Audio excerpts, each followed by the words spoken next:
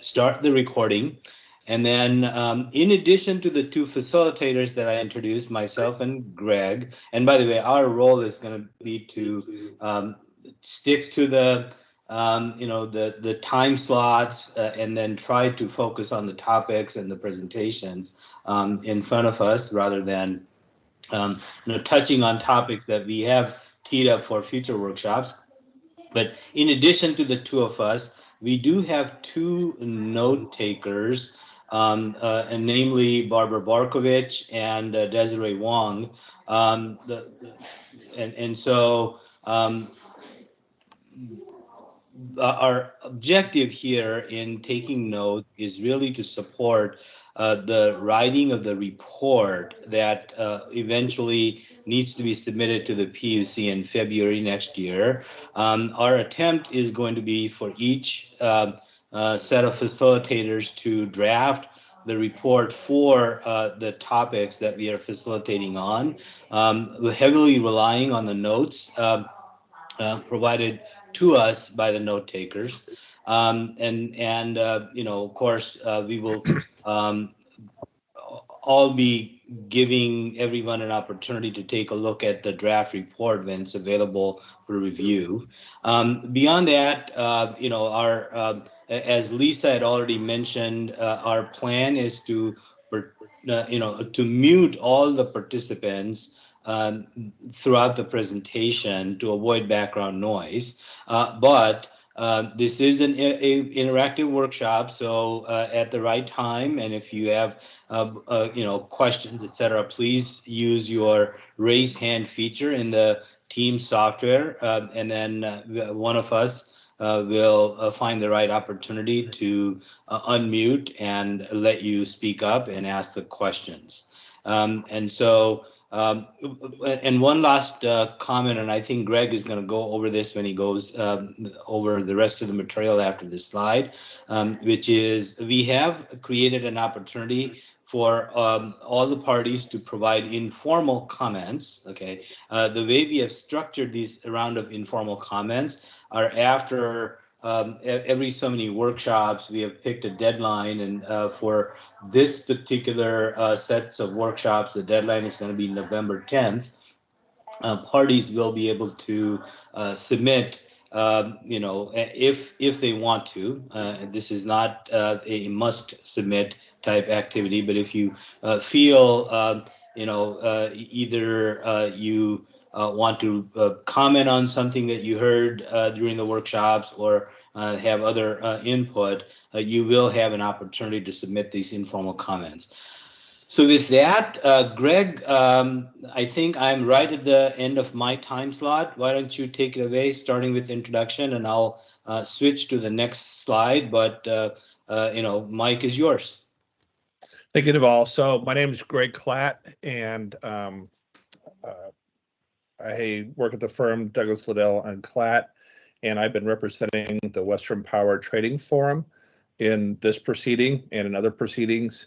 And yeah, same as Naval, kind of partly altruistic, to just volunteer and hopefully help this process move along smoothly. We have a lot on our collective plate that we need to get through, and hopefully at the end of the day, when we do present a workshop report to the commission in February, that we will have reached consensus or close to consensus, or at least have some. Well, I'm gonna leave it there. I hope we get close, at least close to consensus on the major implementation details, and hopefully we'll just be leaving the commission with maybe a few small choices to make. Of course, it's at the end of the day, it's up to them whether they adopt what we put forward. But the idea is that we've gone through quite a lot of process. We've had a lot of vetting of the various proposals. The commission, in its wisdom, selected the PG&E slice of day proposal as the most workable. And I think where we're at is we're never going to have something that's perfect, but we shouldn't let the perfect be the enemy of the good. And I'm just really looking forward to this collaborative process. I remember a workshop some time ago. I think it was on central procurement entity, maybe the one that we had in Sacramento, before even there was the settlement talks and all that. And I said something to the effect of, look, I think it was on the issue of imports, but it may have been something else. But I said, look, there's a lot of smart people in this room. I'm sure we can come up with something that's workable and acceptable to the commission and that makes sense on, from a regulatory, LSE, and ultimately an operational perspective, because at the end of the day, this is about reliability, right? Keeping the lights on. So I think the commission has given us our charge. Hopefully we can execute it faithfully. Just here quickly looking at the workshop schedule, we have broken up the workshops, and instead of having one kind of all day long slog marathon workshop, we thought it made sense, and got essentially consensus from everyone, all the stakeholders, that we would break it up into two workshops, two half-day workshops for each of the main components. The first two are on structural elements, so that's today and then 2 weeks from now. Then we have two workshops, half-day workshops on resource counting, with the dates there in the left column. And then, as Deval said, we have an opportunity for informal comments. Don't feel like you need to submit comments if you're going to miss out. If there's nothing you need to comment on, you don't need to submit comments. But it probably will be a good opportunity to kind of take the temperature, right, and maybe at least to say basically kind of where you're at. So I think we'd all welcome that. We want to put together a workshop report that is comprehensive yet concise, and again, hopefully is supportive of ultimately having the decisions on kind of the main components of how this is going to work. Then 2 days of workshops on need determination. So that's what are the RA requirements and how they're going to be allocated, presumably to LSEs. I don't see any other way they'd be allocated.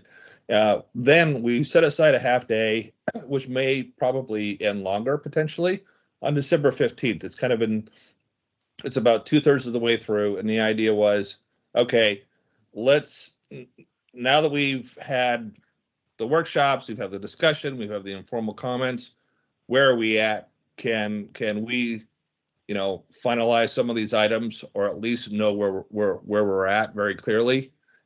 Going into the remainder of the workshops, there'll be again an opportunity to comment then on December 22nd. Then we have the last 2 days of workshops on the hedging component and UCAP and multi-year in January, and then an additional opportunity for informal comments.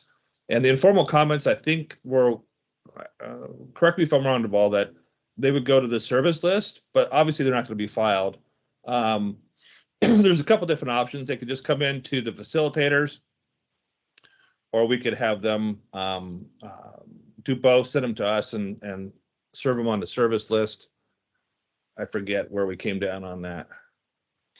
I think, that was a little bit of an open question, but maybe perhaps offline we can discuss with PG&E and figure out, a couple or three emails to provide, and then just share that with, or provide those as follow-on instructions for these workshops.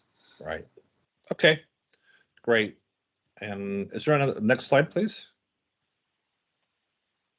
Okay, so logistics. Here's the structure we came up with, the framework, if you will, to for each of the workshops. There's some timing elements in there in terms of letting the facilitators, co-facilitators know that you'd like to present, and then providing presentation materials, essentially the Friday before the workshop. Preferably 2 Fridays before the workshop, when you let the facilitators know you'd like to present. And then on the Monday before the Wednesday workshop, we'll distribute the materials and the agenda to the service list. And there's just an example down below of how that worked. So workshops 10 to 3, I've already covered some of this, but excuse me. Go ahead. So today's agenda, first Peter will be presenting on the principles. We also have a presentation from CERT, another presentation from PG&E. We'll have a lunch break at 12. We're just having a half an hour since presumably everyone's at home or in your office with not that many people and can just grab a bite really quickly. And then we'll get back to it at 12:30. And we have in addition to 2 presentations by PG&E, we have a presentation from MP Energy on exceedance. We have an optional break at 2:10, and then hopefully be able to wrap it up by 2:30. And I think that's it. And just in terms of kind of the basics, everyone knows the drill. Let's, when you first speak, please say your name and your organization, both for the benefit of everyone on the call, but also for our for Barbara and Desiree, who are going to be doing yeoman's work in terms of taking notes. So grateful that they are going to do that and really stood up to take that on. And now, say your name, your organization. When you in an exchange, don't feel like you have to repeat it every time. But if you think, kind of on your own recognizance, if a couple minutes have gone by, you may want to just reiterate who you are. And then, of course, as we get into a new section, and the first time you speak, then please do again identify yourself and your organization. And just kind of an overall comment. I mean, so I think everyone knows where we're at. We've really been given our marching orders to try to come up with something that the commission can take action on. And I think for purposes of these workshops, it would be really helpful to the extent possible. We had this conversation kind of offline, but everyone has parochial interest, to borrow Peter's terms. That's to be expected. And we're kind of at the point where we're trying to figure out how to accommodate stakeholders' interest while keeping to the task. So there's no need to hide the ball here.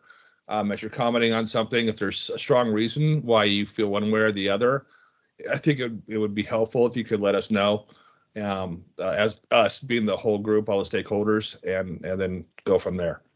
Because then people can assess what it makes, why, and what the impact would be, and what the possibilities are for doing something slightly different or what. Peter, were you going to say something? No, I'm going to say I'm ready whenever you want to hand it off. Okay, that's enough for me. I think we're right at the time, so please. And Peter, I'm going to stop sharing my screen. So if you can put up. So we'll call it up on our end. Perfect.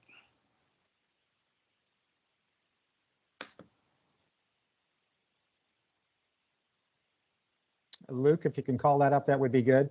My name is Peter Griffiths. I think I'm probably fairly well known by everybody who's attending. It's good to see such a large group of people interested in this subject. It is, from PG&E's perspective, a very important subject. And as I wanted to echo some of what Greg was saying, we're intending this essentially to be a working group, or at least as workshops where we're taking a lot of input from a lot of stakeholders in terms of how and where this design should take place. So let me go to the next slide, Luke, if you could. Pretty much what we're going to want to do is basically review the PUC principles in the decision that set this forward, or set this process forward. The PUC essentially outlined the principles that they think need to be adopted, or at least taken into account in the further design and in the evaluation criteria. We're going to provide also a refresher on the slice of day.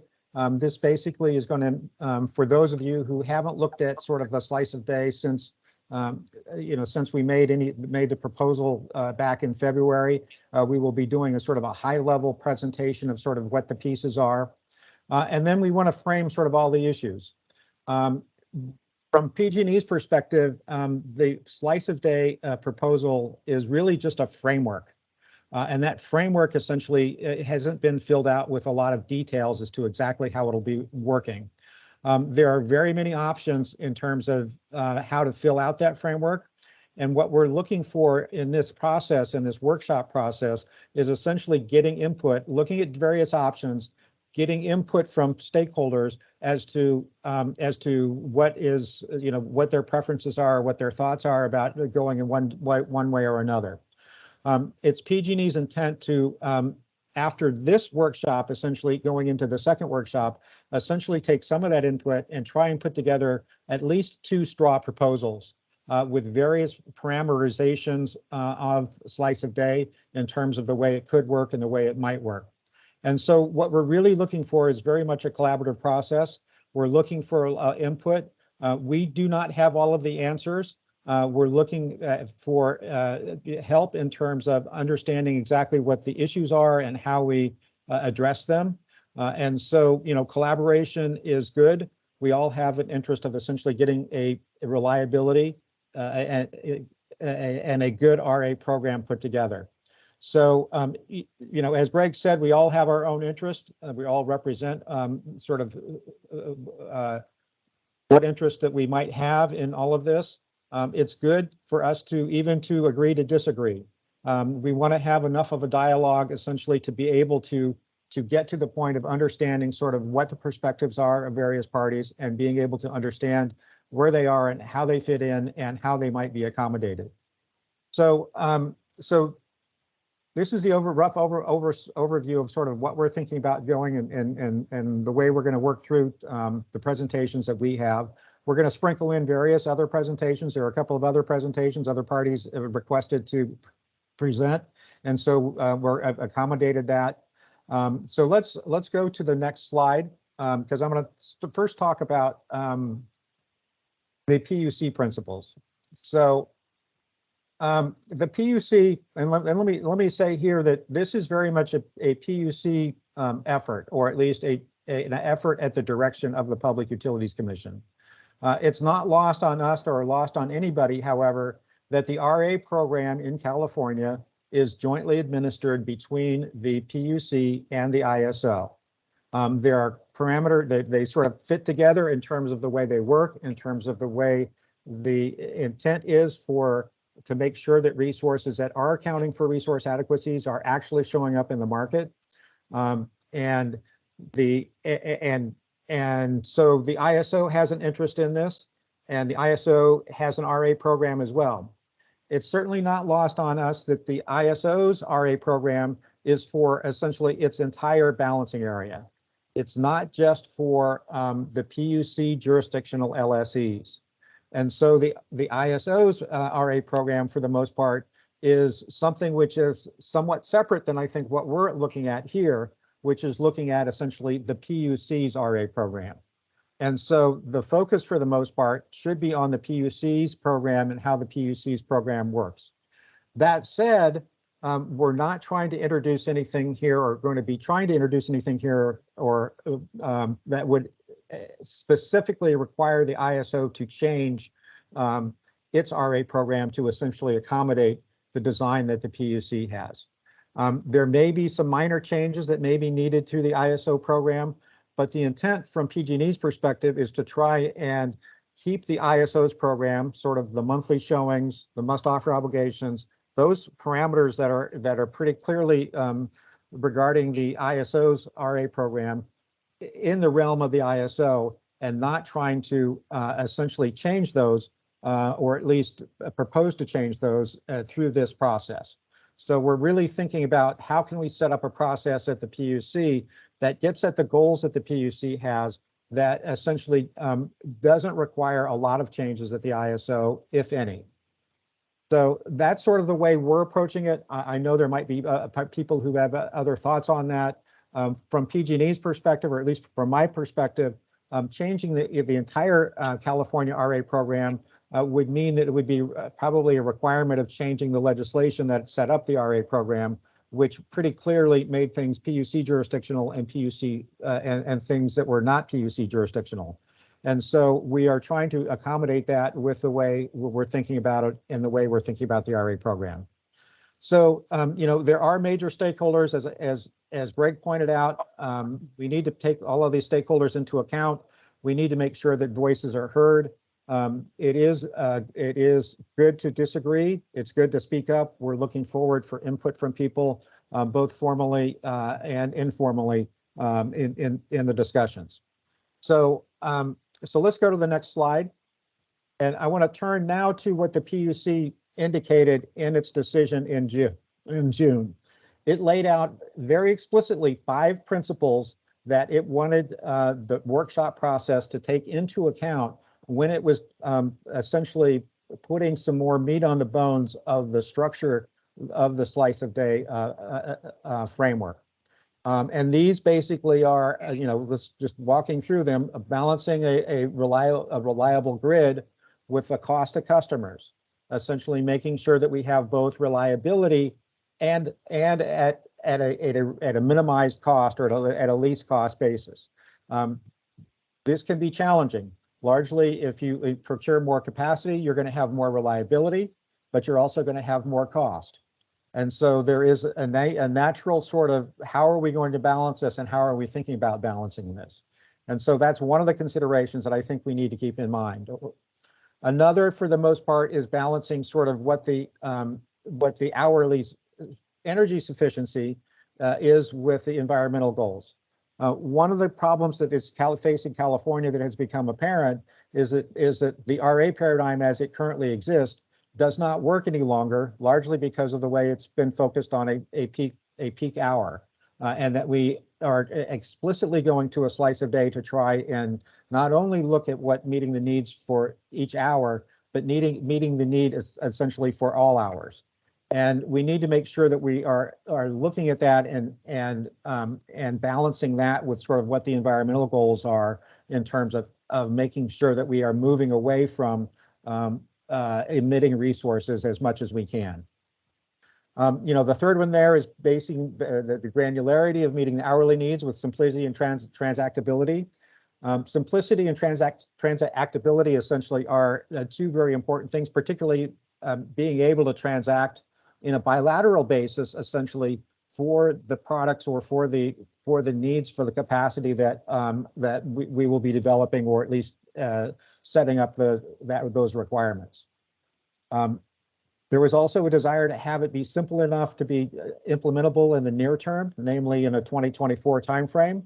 And so that may mean that we do things a little more like we have done them in the past, rather than taking some radical change and changing things. I think that'll be much more difficult to accommodate. And finally, the last one is to be durable and adaptable to a changing electric grid. And this basically is to keep in mind that the resource mix is changing, the load on the system to some degree is changing, and we need to make sure that as it changes or likely to change, that we're keeping in mind how the structure should be able to handle that. So those are the principles that the PUC laid out. Besides those principles, they also laid out further considerations. So if we go to the next slide, which is slide 6 in the PG&E presentation, we need to basically understand sort of how the RA program is going to be able to fit with the IRP program and the RPS program, in terms of making sure that they are at least aligned in ways that make them easily understood and easily or basically interacting with each other in the right sort of way. The proposed decision also wanted to have a focus, or at least consider doing things on a net load basis in the slice of day. That was one of the things that some parties have brought up that might be the case. You'll see as we talk about this today that we are looking at that, and we will have a further discussion about that. Also, the transactability of the RA products and what happens sort of perhaps when a multi-day reliability event. Generally, what we're moving forward in the slice of day is what we're looking for. A typical type of day is what we're looking for. And we're looking for essentially meeting the requirements in every hour in that typical sort of day for whatever showing period that we're looking at. The slice of day, for the most part, is basically saying, okay, let's define a typical day. Let's basically then look at each of the hours and see how that can be, or take that day and slice it up into sections and set the requirements based on those slices. And so it very much is a typical day type of program, a resource adequacy program. It's very different from the RA program that we currently have, which is basically looking at a single hour and saying, if I can meet demand in that hour, I want to be able to meet demand. I should be able to meet demand in every other hour of that month for which the showing period is done. So what we're going to be talking about today is a lot is sort of how do we think about this typical day, and how do we think about slicing it up, and how do we think about showings in terms of seasons? With that, those are the principles that I wanted to cover. I do want to note that I want to hand it off now to Sept, who basically had requested to be able to discuss what some of the principles that they would also like to be taken into account in this discussion. So with that, let me hand it off to Sept. This Jim Caldwell. I don't have video, but I'm assuming that you guys can hear me. Yes, we can hear you, Jim. Okay. So the presentation today will be by Derek Sinwick from Telos Energy and Rick O'Connell from Grid Lab. Sept will be sponsoring this testimony, or this presentation. But just to let everyone know, I personally have taken a sabbatical from Sept, and this will actually be my last sort of official day as Sept, and so I will not be involved from here on out, and I will just introduce Derek and Rick and let them make the presentation, and I intend to stay on and listen for the rest of the day, just in case there's something that I need to do. But I will not be involved in this process from here on out. But Sept will continue to be an active party. So with that, I'll just ask Derek to take over, and hope we can get this information out in the next half hour or so. So thanks, Peter, and Derek, go ahead. Great, thank you, Jim, and thank you, Peter. Appreciate everyone's time today. Let me do a screen share here quickly. Go. Presentation mode. All right, and as Jim said, going to be sharing this presentation with Grid Lab and Rick O'Connell. So I'll run through the first half and then hand it over to him. Again, thank you everybody for joining today. Really interesting topic. And can you all see the full screen, or is it getting cut off on the right there? We can see it. Okay. Barely cut off on the right. Barely. Yeah, it is getting cut off a little bit. Okay, let me apologize for that. Let's see.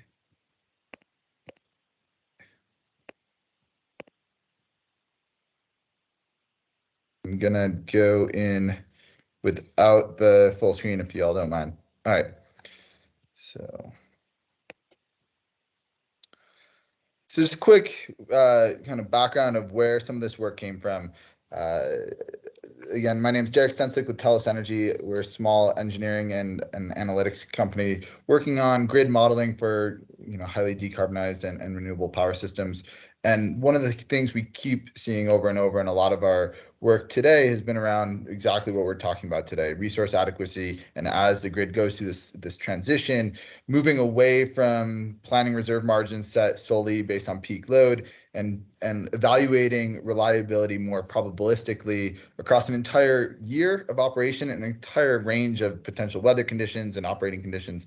And so part of that work has been done for Energy Systems Integration Group, or ESIG, and we just published a white paper as well as a blog and a webinar on this, and where we go through a series of 6 principles that we think are foundational to any type of resource adequacy discussion or capacity accreditation, similar to what we're talking about today. And while it's not specific to any one region, I think the principles are really nice to keep in the back of your mind as you go through some programmatic design elements or starting to tweak the way reliability and resource adequacy programs are defined. If you kind of go through step by step and say, okay, well, how can I evaluate each of the principles to the program design that we're working on? I think that leads to an overall robust program, but also a reliable and resource adequate system across the board. So I'll hit on some of these topics, but again, there's links in the presentation to get the full report as well as some shorter briefs. And I want to start very quickly highlighting what we can learn from recent events, reliability events, both in Texas and California. So over the past year, a little bit over a year now in the California context. And what are some of the similarities and how should we be thinking about that for future resource adequacy planning? One is not all shortfalls are alike.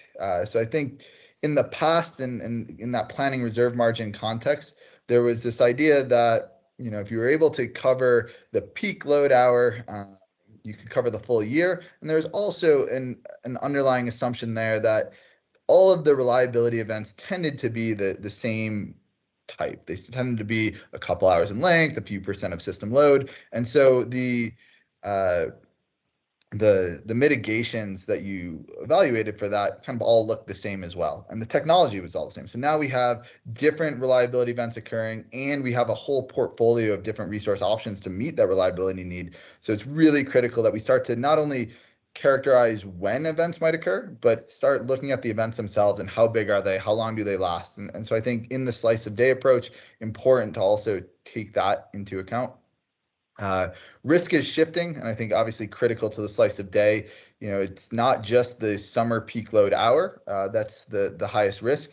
We're starting to see that in California push out to the summer net load peak later in the evening. But I think increasingly we're going to start to see that not only shift across the day, but shift seasonally. And so I think the slice of day, building in that framework of not just the hour of day is important, but seasonal and how you define what those seasons might be, that will change over time. I think weather, we really learned, is critical and probably the single largest driver for resource adequacy in the future. So a lot of need for getting the weather analysis right in RA programs. And then lastly, around resource sharing, I think in the California and Texas events, very different events, and some of that because of the ability to kind of lean on neighbors in critical time periods. So really understanding that transmission is a capacity resource, both on a zonal context like you have in California, as well as a full regional context in the rest of the Western US. And again, quickly, I'll touch on this as basically the fundamentals, like why resource adequacy is broken. And given that we're all here today and talking about reframing the resource adequacy program in California, I think everybody understands that. The way I've tried to communicate the fundamental issues that need to be addressed, one is on chronology. And again, not just looking at the peak load hour, but spreading out the evaluation across an entire year of operation. But I think, and certainly a slice of day is designed to handle that challenge. I think one other piece of that is really considering it sequentially. So understanding how these resources work sequentially, increasingly important as we start talking about not just energy storage, but demand response, load flexibility more generally. And as you start combining these resources into hybrids, understanding not just the availability in any given hour of the year, but understanding the availability in 1 hour is going to be dictated by preceding hours and subsequent hours. And so we need to, any framework that goes forward has to really understand or really take into account the chronology of the system.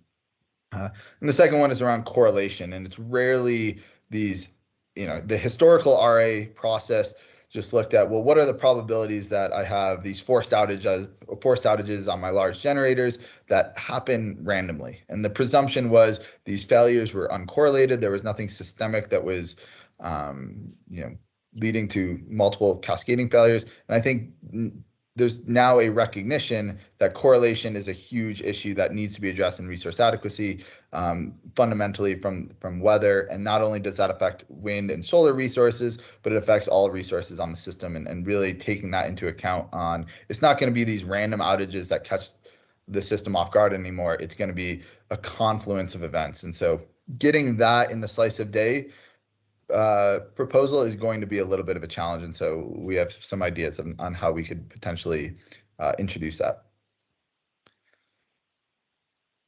So again, quickly touching on the 6 principles. Again, there's a full white paper on this, fleshing out these in more detail. But really what these were designed to do is a way for the system to, or any resource adequacy program design could go through and say, what are the 6 principles, fundamental principles that need to be taken into account in any program design, whether it's talking about resource accreditation and ELCC, if it's a slice of day proposal, or just changing the way we do our fundamental probabilistic analysis. I think these 6 principles, the attempt of the study and the cohort of folks that worked on this, we thought these were the most important to summarize. So the first, I touched on it before, but quantifying the size, frequency, duration, and timing of capacity shortfalls. And this is critical not only to identifying the risk, but also critical in right sizing the resource that fits that reliability need. And I think the slice of day is making great steps in that direction of trying to segment the year more accurately into really getting the timing of the risk. I think a way to consider moving forward is not only look at the timing of the risk, but okay, in terms of the size, not just worrying about the megawatt shortfall that we're seeing, but also the duration of that resource, how many megawatt hours of response is needed, how many hours does that need to be sustained for, because not all resources are treated equal, and we need to understand what the need of the system is. Today, it might be 1 hour and event and relatively shallow. It might start to get, remain shallow or infrequent, but spread over multiple hours and have a larger energy component. So important that any program take that into account. Second, I touched on quite a bit is chronological operations. So not just looking at each hour of the year, but understanding the sequential aspect of that and how the system actually operates from 1 hour to the next, and really taking into account the weather variability. So how do you look at anomalous weather? How do you take into account many years of weather history and understanding what the potential sequential operations of the system look like?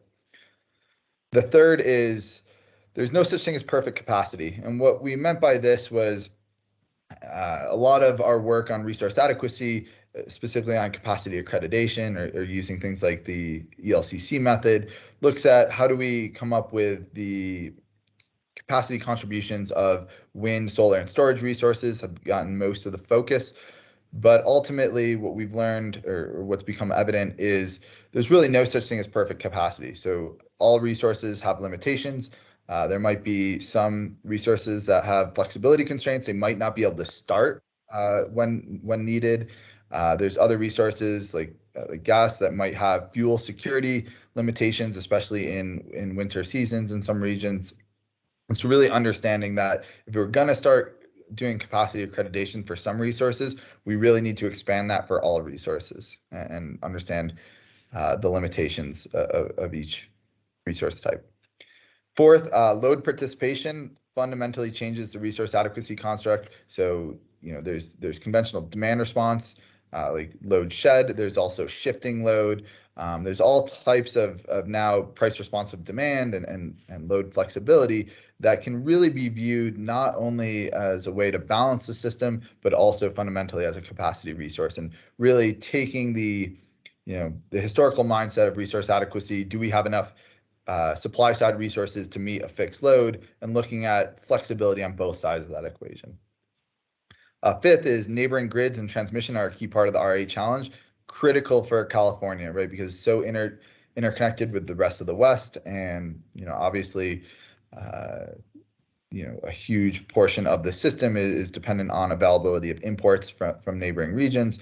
Understanding that the California RA construct is definitively linked with neighboring systems, whether they're included in the program or not.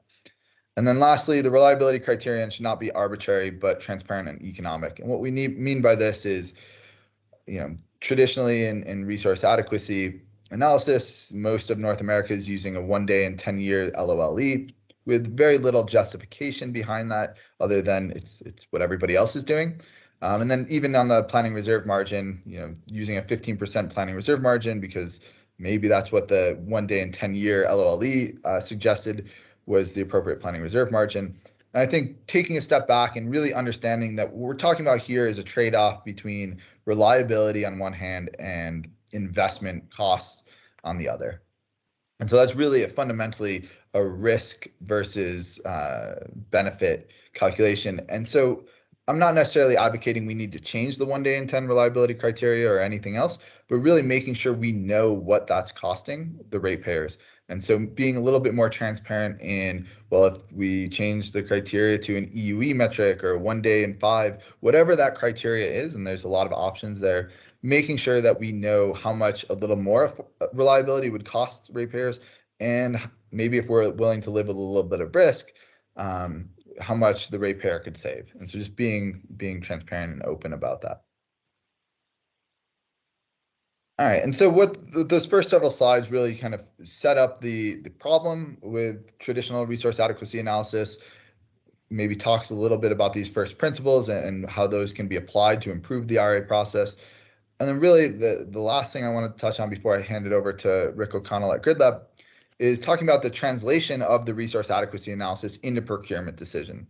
And so, typically the way this type of work is done, and you do resource adequacy analysis, you first set a reliability criteria, and that's typically has been the 1 day and 10-year loss of load expectation, but there's a lot of other options. It doesn't have to be 1 day and 10, it could be a different number, and ultimately you could use expected unserved energy, you could use loss of load hours. There's a lot of options there, and again, I think maybe a separate discussion, but really a need to be transparent and thoughtful about what that reliability criteria is, because it is the underpinning of everything else.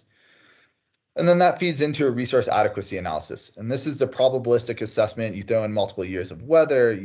Ideally, you do that across an entire year of operation, and you look at that sequentially. And then to translate that, though, a probabilistic analysis into procurement decision, traditionally, we've relied on the planning reserve margin, which is based on a percentage above peak load.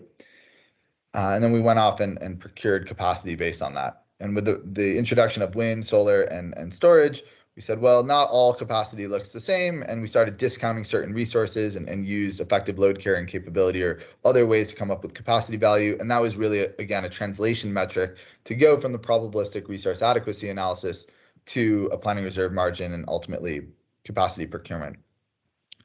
But ultimately, I view ELCC as somewhat of a quick fix, historically speaking. And so again, because that planning reserve margin only looks at peak load, you're looking at ELCC as the average contribution of a resource over the entire year. And so there's going to be times of the year where, a resource like solar, maybe there's 0% probability that resource is going to show up in the middle of the night or in the late evening peak. And so again, there might be some ELCC of some of the solar resources, and then you start to see saturation effects, you start to see portfolio effects, and this gets to be really important that the portfolio effects of ELCC, where the ELCC of one resource is very dependent on other resources on the system. You get into energy limited resources that require resources to charge it, whether it comes from solar or other renewables or even gas. And so it really quickly starts to unravel as the further you look out on the system. If the load profile changes, the ELCC changes of these resources. And so, not to say it can't be a useful metric, but it needs to be routinely evaluated across many different potential future scenarios. And so it gets very complicated very quickly. And so where I think, again, how we think about the slice of day approach in terms of capacity accreditation, again, thinking of this as a way to translate fundamentally resource adequacy analysis and that reliability criteria into capacity procurement, and using the slice of day approach as the bridge or as the translation to doing that. And so making sure that when we start to apply this slice of day approach that is still fundamentally grounded in resource adequacy and probabilistic assessment. And the way we're thinking about that is, the slice of day is a heuristic. It rests fundamentally on the detailed probabilistic analysis. And that's where the resource adequacy analysis is going to come up with what slices are important to look at, where is risk highest. It can be used to understand when, where, and how reliability risk is introduced to the system.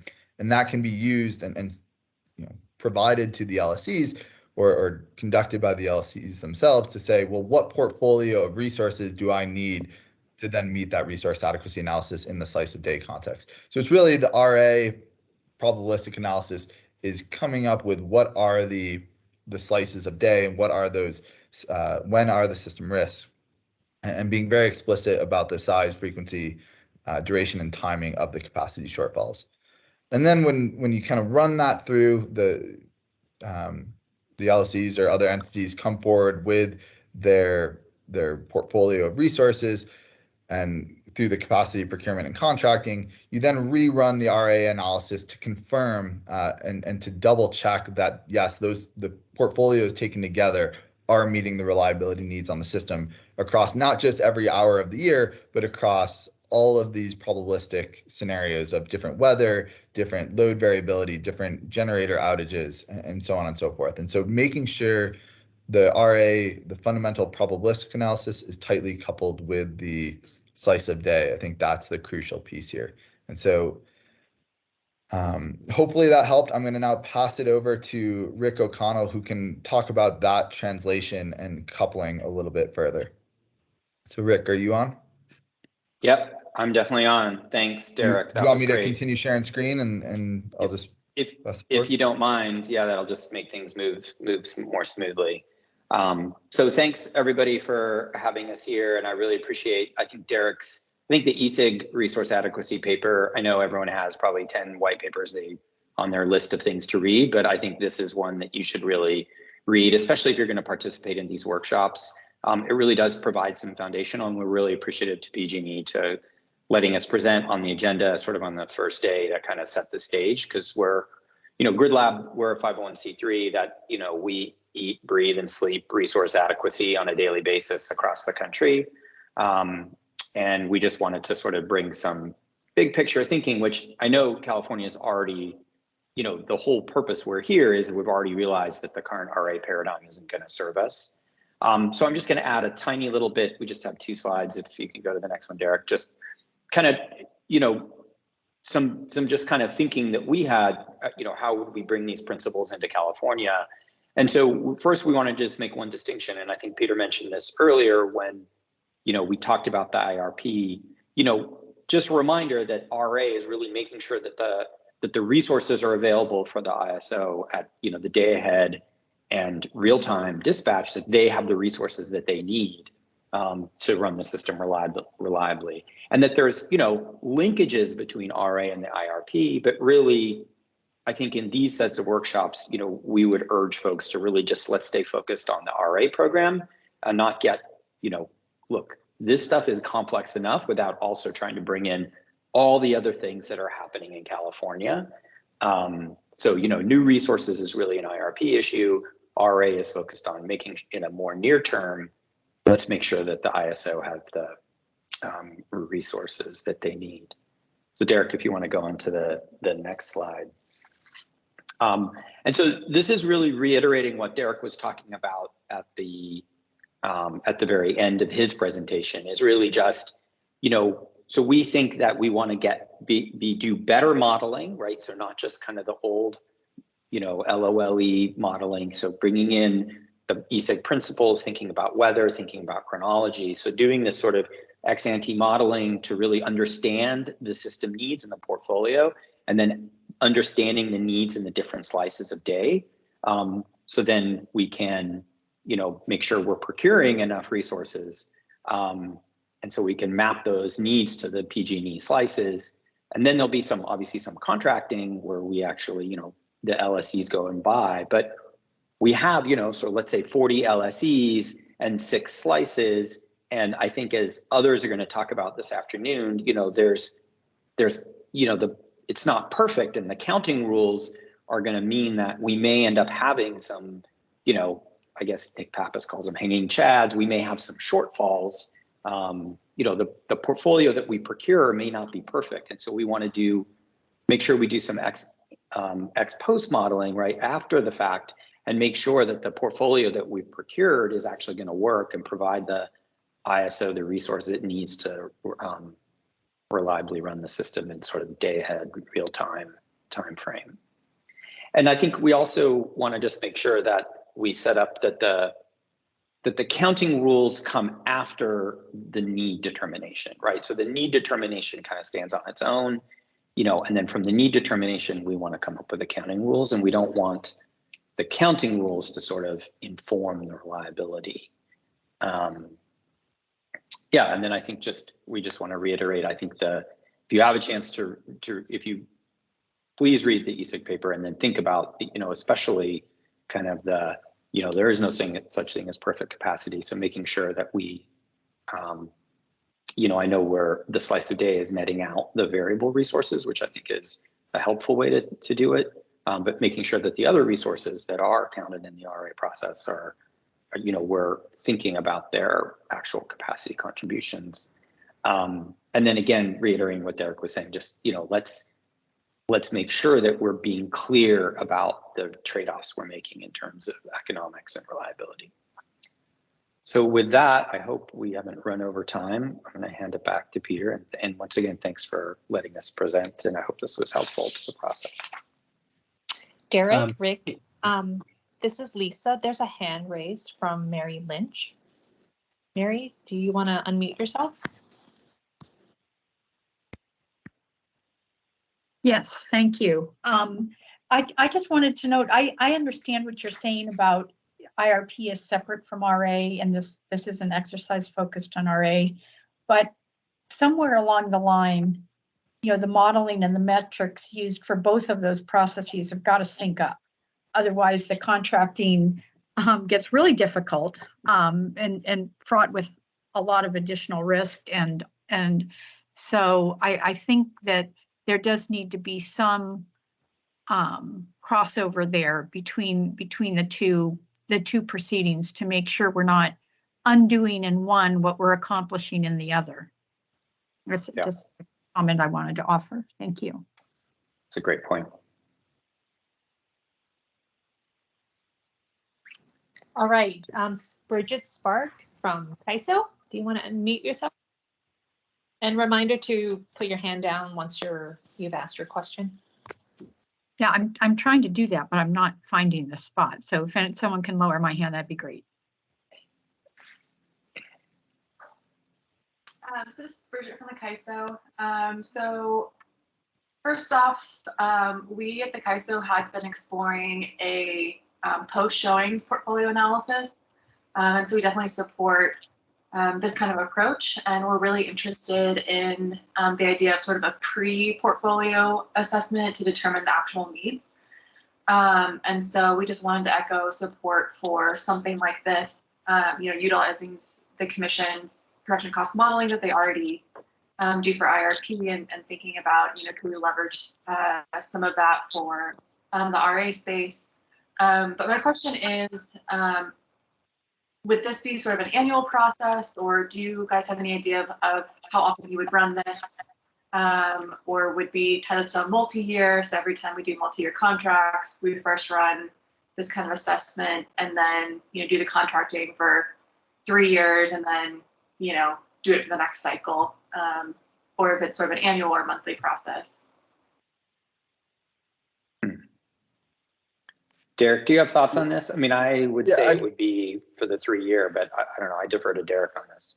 Yeah, I think here it's probably less important to do it certainly not on a monthly. I know the ICE CAISO does their seasonal assessment, which to me is, maybe the shortest term you'd want to do that. But I think ultimately here, the RA modeling is being used to guide investment decisions on new resources and retirements. And that timescale is typically longer than that seasonal assessment where really you're getting into almost operations at that point. So I would say probably annual or less on that. but likely annual. Great, thank you. And another hand from Ian White. Hi, everyone. Thanks for doing this. Ian White with Shell Energy. And I just wanted to echo what Mary pointed out, specifically with aligning RA counting rules and qualifying capacity methodologies. We've seen sort of a published methodology for different resource types in IRP.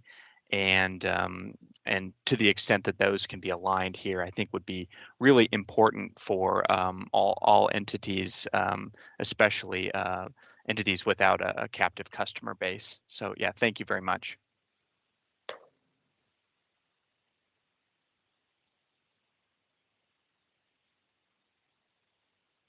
Yeah, this is Peter Griffiths, and thank you, Rick and Derek, for that. I did want to open it up to see if there were other comments or questions. I first wanted to start with clarifying questions. It sounds like those questions have come forward. I don't know if anybody else has any comments they would like to make about the principles and the principles that we should be using. I think from PG&E's perspective, we agree that there is a need for modeling and coordination between the IRP and the RA proceeding. Largely, what I've been thinking about in terms of what the ISO has proposed in terms of doing an ex post type of analysis to make sure that things are working. I'm thinking that that's something that should be done and should be adopted by the ISO. Again, that is something that has been proposed by the ISO but isn't currently part of the RA program. It's a little more difficult for me to think about sort of how do we line up the RA and the IRP to be able to do this pre-analysis that seems to be needs to be done. And I think in this focus, or at least in the focus of the RA proceeding, it's difficult to sort of address that. That said, that is something that we can probably bring to the commission's attention and to say, hey, this topic needs to be also discussed in the IRP when we're taking a longer look at things, and at least making sure that the dialogue is taking place in that area as well.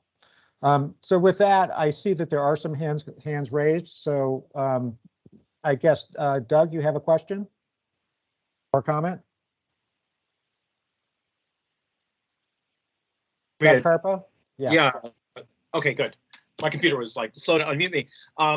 Yeah, no, thanks everyone for the great presentations. A lot to think about here. I do want to echo I guess some of the other comments about the importance of aligning IRP and RA. Of course, IRP is going to be focused on an hourly analysis of is there energy to serve load, and thinking about needing to meet the typical day.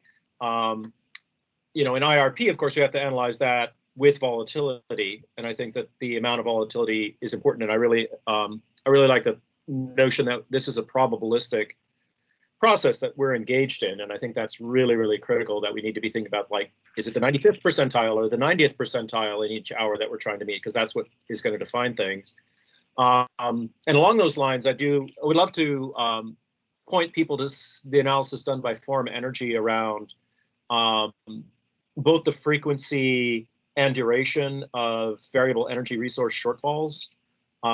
This is in their comments in IRP that, basically, there's the whole Dunkelflaute problem that gets mentioned. And I think we really need to be thinking hard about wrapping our hands quantitatively around how much of a shortfall do we see when it's still and dark, and how long does it last? And I think the hours Form Energy came up with analyzing what 35 years of production data is.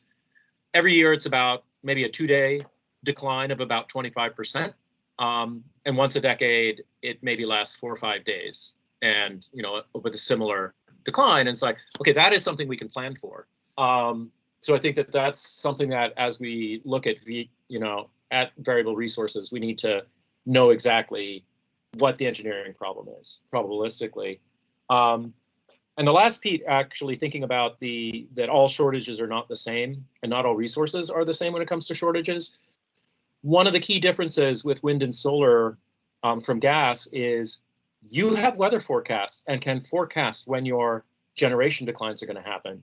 I mean, one can predict when there's going to be a heat wave and we'll see thermal derates, but the actual like suddenly go offline because something has broken or exploded, that cannot be forecast, unlike with variable resources. And I do think that as we're thinking about these resources, would be well served to be thinking about outages that can be forecast and CAISO could potentially respond to with 3 days notice or 5 days notice as being something very different from a just completely unexpected outage. Something is broken somewhere on the grid and we have to have a contingency. The nature of contingency is very different in those two cases. So just a couple of thoughts, and obviously I'm looking forward to chatting with you all about all of these issues. Thanks so much.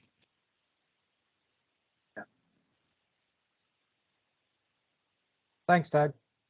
I don't know if Rick or Derek, you want to respond to that at all? Well, I would just add, I mean, I think Doug's point about the forecast, the last point he made about the forecast is really good. And I think in some ways that the way slice of day is currently set up and that I understand it, and I think we're going to dig into it more, is that by netting out the wind and solar and thinking about exceedance, you're sort of, you're taking that into account, right? And so, you know, what's left over that you're trying to address with slice of day has different characteristics, is not the variable resources. So in many ways, the netting, I think, sort of takes care of a lot of the problems around, you know, what we've been trying to do in the past, which is assign capacity values to those variable resources. So I guess I would add that. And then I think we're going to dig more into this too, but the multi-day stuff I think is going to be really interesting. And, you know, California is a little lucky in that it may, you know, it depends on, it's got good solar resources and it mainly depends on solar resources. So its multi-day issues are less severe than, you know, I mainly work in the upper Midwest, but yeah, I think figuring out how we're going to deal with multi-day issues, I know that's on the agenda, right? So we're going to have to figure that out. Yeah, I was going to add to what Rick said there is, you know, the slice of day, you know, by nature of how it's set up, I think is looking at each day, you know, somewhat independently and the different slices and what happens now if you get multiple successive days in a row. You know, we were going to tee that up in this discussion. I think I took it out at the last minute, mostly because like Rick said, I think the multi-day issues are a little bit further out in California, just in terms of time frame of, I think if you look at when those events occur, they tend to be more in the winter. And right now, before electrification, there's a little bit more margin in that season. So it is coming, and I think it's just a matter of when it comes. And so I think, you know, in terms of prioritization, it's definitely there. It's definitely something that we need to consider, but not necessarily something that has to hold back incremental progress. Awesome. There's a question from Sergio. Thanks for you know, organizing all this, and your presentations so far have been very thought-provoking. I wanted to talk about that multi-day issue a bit. We at the California Energy Storage Alliance have been thinking of this a bit, particularly since the slice of day framework may limit our ability to, you know, represent storage resources that may have this charging profile that exceeds 24 hours, right? Like, how do we represent longer duration storage, even seasonal solutions here? I'd like to offer a couple of thoughts there on why we think this issue is not as far away. First off, a lot of the modeling has been based, of course, on historical weather years, and we're realizing that we're having 1 in 13 and 1 in 40 events more often than 1 in 40 years. And I think that this shows, in a way, the limitation of utilizing, you know, recent years and even further back years as a proxy for future weather. Second, that we have some climate risks that are, you know, increasingly occurring. For example, wildfires have the potential, of course, to affect solar generation as well. So even if solar lulls are more likely to occur in winter months, you know, when it's cloudier, it could also occur in moments of higher demand, like during the summer or even in the fall. To sort of address this issue, we've thought of a couple of ideas which we're not completely committed to either yet. I thought we'll just share it for the conversation. One could be not looking just at a single day, but perhaps looking at a slice that would be 36 to 48 hours with different slices. For this, of course, we wouldn't pick the highest hourly load for each hour, but we could pick, for example, a percentile of hours, and then from that that data, we construct this 48-hour period, for example. Another option could be to allow as well for LSCs to show charging in a seasonal basis as well. So for example, what if you have an asset that you can charge during the shoulder months with some solar that you have in excess, but you won't dispatch it during those shoulder months? And you can show it as, well, it's being charged in May or October, and now this asset can be discharged, of course, at a lower level in the summer months, for example. So having this idea of the fact that actually seasons are connected as well, and they shouldn't be fully decoupled, since we can, arbitrage energy from some months to others. Just wanted to share that since the topic of multi-day came up, and would love to collaborate further with PG&E and other parties on this issue. Sure. Can I just quickly mention that Grid Lab is currently working on helping develop with some great modeling team a new RA model that's trying to implement a lot of these ISIG principles and think about whether. And one of the things we're explicitly doing to just address your comment, Sergio, is look at climate risk and look at how the temperatures, so we're not just looking at historical 35 weather years, we're actually looking at what future weather years may look like. So we're definitely thinking about that. And I think maybe later in this process when we have, we might just give a quick 10-minute presentation on what we've been doing and how this new modeling really lets you look at EUE and it really thinks about energy adequacy and not just kind of the old style capacity adequacy. Yeah, and Rick, I think that's where a tool like that or others using that ex post analysis can really make sure we're picking up on if there is a multi-day risk kind of underlying the full chronological 8760 across multiple weather years. Ideally, that ex post analysis is going to pick up on that, and maybe there's a backstop procurement or some other way to fill that additional gap. So, yeah, great point. Yeah, let me just weigh in a little bit here and just say, this discussion about multi-day events and having, resources that could last for more than what the typical day type of analysis is that we're setting up. That all of that is very interesting, and I think it all needs to be brought into account and thought about. The one thing that it highlights for me, though, is that we also have a directive from the PUC to have this implementable by 2024.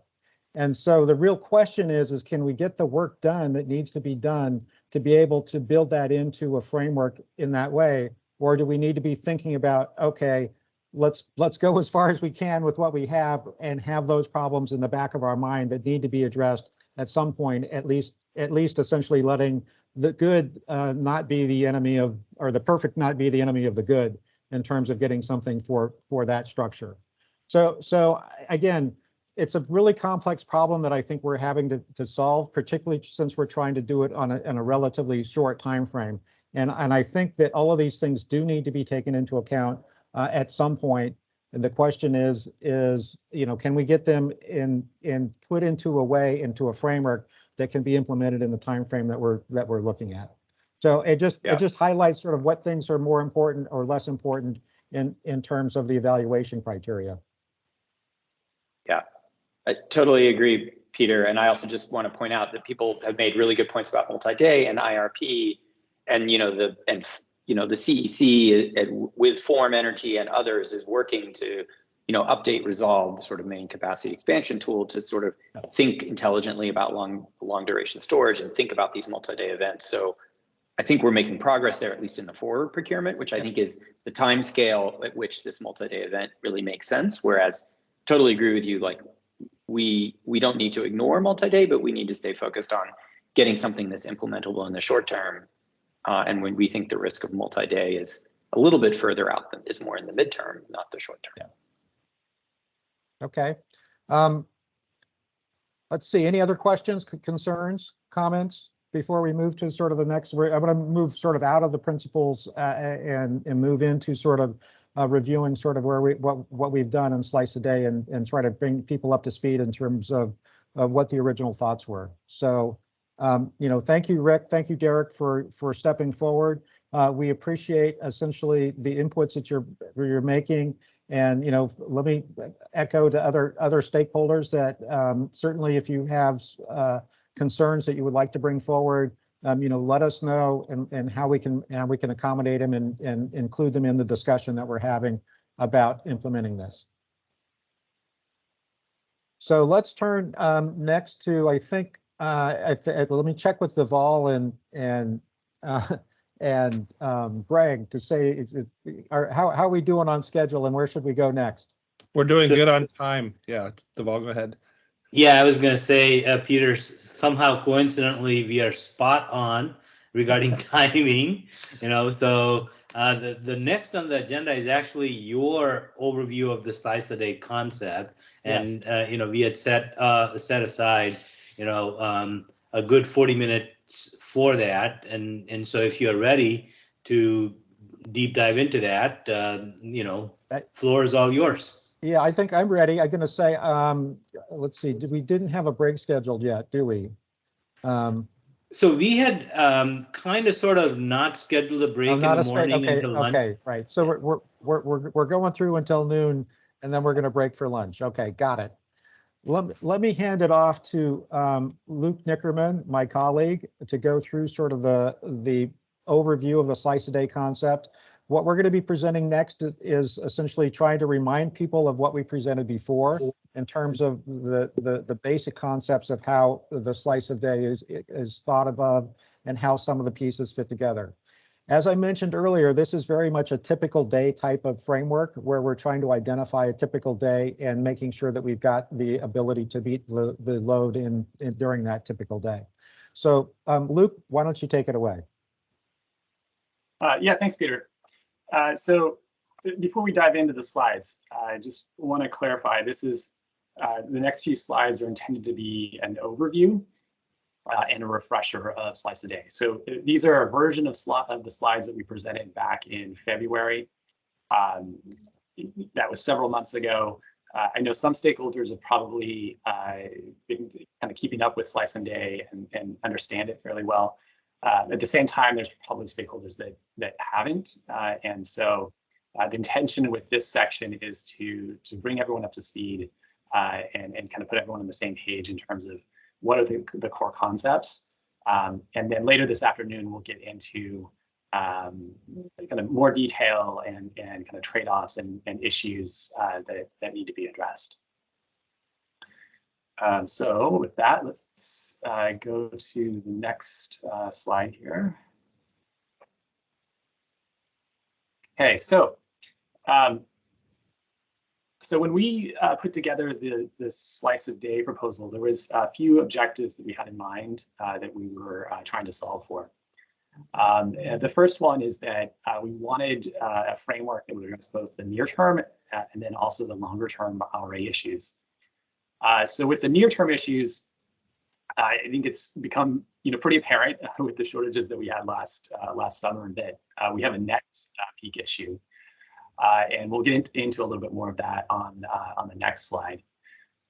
But at the same time, we think that there's given the changing resource mix, that there's the potential for longer-term issues that we haven't anticipated. And some good examples of things that are happening over the next several years that are going to stress the system to a certain extent are the retirements of the once through cooling plants and Diablo, which are going to take away a fairly large base load and kind of dispatchable thermal cushion that we've had in the past. And so we really wanted a framework that both addresses kind of the near-term issues and then longer-term issues that we might haven't anticipated at this point. We also wanted to recognize the energy limited nature of the evolving resource mix, and so, you know, could we develop a framework that accounts for unique characteristics of resources like wind, solar, and storage? And then lastly, we wanted something that was implementable and was something that kind of balanced the likely increases in administrative burden associated with kind of tracking all hours of the day with decreases in other areas. So on the right here, we have some of the key changes that we identified as part of the framework. The first is multiple requirements or slices across the day. The feeling there was that you know, we had the immediate need that we just talked about in terms of the net peak, but can we also have a framework that kind of tracks all hours to ensure that we're not running into problems in other hours, later evening hours, for instance. The second, potentially seasonal requirements instead of monthly. And so, you know, this was one element where we tried to simplify the existing program and say, hey, you know, some months actually look somewhat similar. And so does it make sense to kind of group those into a season and by doing that, reduce the amount of administrative effort associated with doing RA showings. And then exceedance. And we're going to talk a little bit more in depth about exceedance this afternoon. So I'm going to keep the comments here fairly high level, but maybe the primary issue that we were kind of grappling with is that once you move to multiple requirements across the day, this then kind of presents a problem for the existing solar and wind methodologies that use ELCC and identify a single value for the day. And so our thought was that by moving to exceedance, at least for some resources, that it would enable kind of a fuller accounting of those resources across the day, which is something that becomes really important as you move on to kind of this last thing in the list, which is ensuring that you have sufficient capacity or energy to charge storage. I will note, so our original proposal had suggested moving all resources to exceedance. We heard from a number of parties after making that proposal that could be challenging for some units, like thermal units, for instance, which are always available but aren't always producing. And so, once we get to the resource counting workshops, we'll need to spend some time thinking about, does it make sense to stay with PMAX, for instance, or do exceedance on like a bid basis, or incorporate UCAP, which is the topic, the same scope. So let's go ahead and move to the next slide. Okay, so I think everyone is familiar with the graphic on this slide. If it's not kind of burned into your subconscious at this point, it probably will be at some point. So I'm not going to spend a whole lot of time on what happened last summer, but I think the larger trends are worth noting. And so we've been operating under a system that was built when the vast majority of resources were available in all hours, and so by addressing the gross peak hour, we could be fairly certain that we would be okay in all other hours. That's no longer the case, and it increasingly is not going to be the case in the coming years as we retire the Dual Instant Cooling plants, Diablo, and replace a lot of that capacity with a mix of renewables and storage. The shortages we experienced last summer during the net peak illustrate that the period that period is the most immediate need. But in the coming years, there could be other issues as well. And I think this quote from the root cause analysis report captures the situation well. It says, the single critical period of peak demand is giving way to multiple critical periods during the day. So let's go on to the next slide. And okay, so what are the big changes the slice of day framework would make? And how do those compare to the current program? So starting with showing requirements. So we talked about how slice of day moves the current framework from one that solves for a single gross peak in each month, which essentially translates into 12 showings across the year, to a slice-based requirement, and that requirement could potentially be on a seasonal basis, with the total number of showings dependent on how many slices you decide to go with and how many seasons. In terms of establishing and allocating requirements, so the current program uses a top-down framework, and that is the load forecast at the system level is used to identify the gross peak load, and then LSC profiles are then used to determine each LSC's contribution to the peak, and that becomes kind of the basis for the LSC's each LSC's individual requirements. Under slice of day, a top-down or a bottoms-up framework could be used, with the final structure of the framework having a bearing on which one of these is more preferable. So for instance, if we were to use a gross load approach as the final slice of day framework, a top-down might make more sense. Whereas if you're using a net load approach, it could be that a bottoms-up approach could be more useful. Resource counting. So we talked about how some resources at least would make sense to move to an exceedance under the slice of day. And we'll have some further discussion on that later today, and of course, as part of the resource counting workshops as well. And then the must offer obligation. So both of these are showing 24/7. I will note the original slice of day framework we had proposed moving to a slice specific requirement. We received a lot of feedback that could be problematic, and so we have we did modify that as part of our final slice of day proposal, and so that's why you see 24/7 reflected on both of these. And then lastly, the storage charging. Today, there are no requirements related to charging, except for, you could say, hybrids do have a requirement now. But under the slice of day, LSCs would need to show that they have excess capacity or energy, kind of TBD, how that final approach looks like.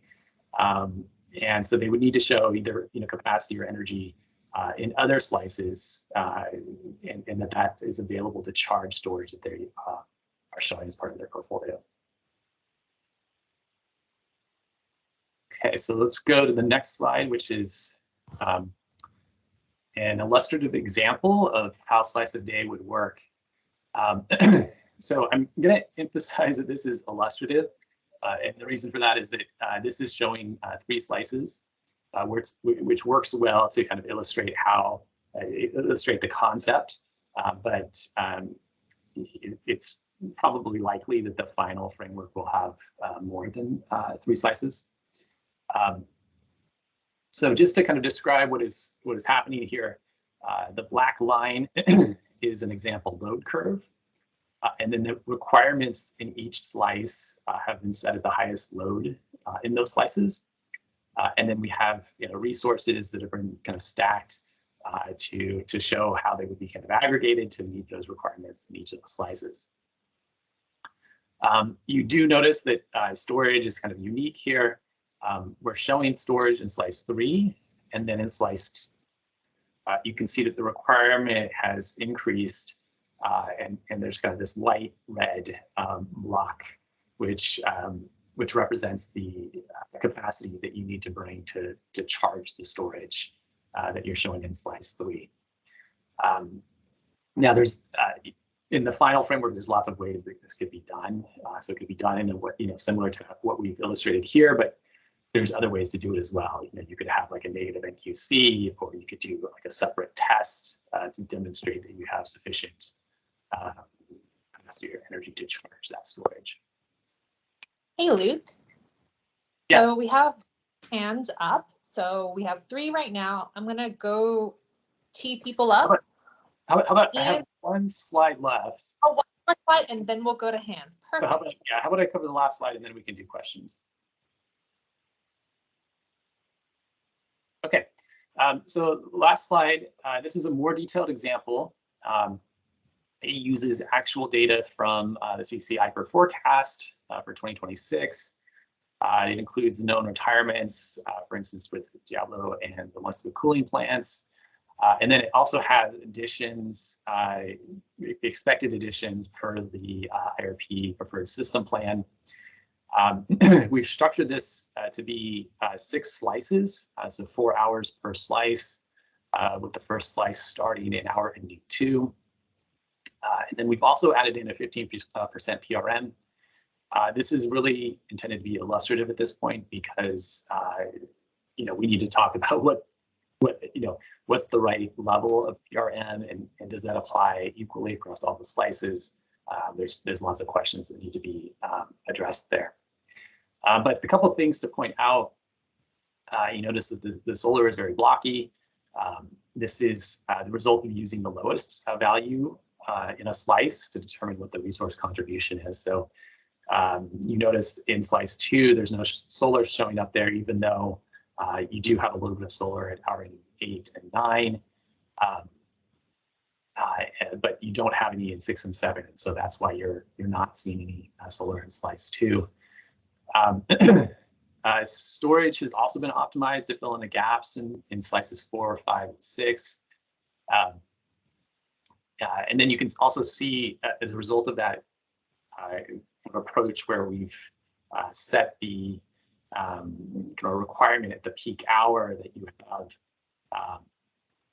some kind of excess solar in certain hours excess storage in certain hours in some of those slices.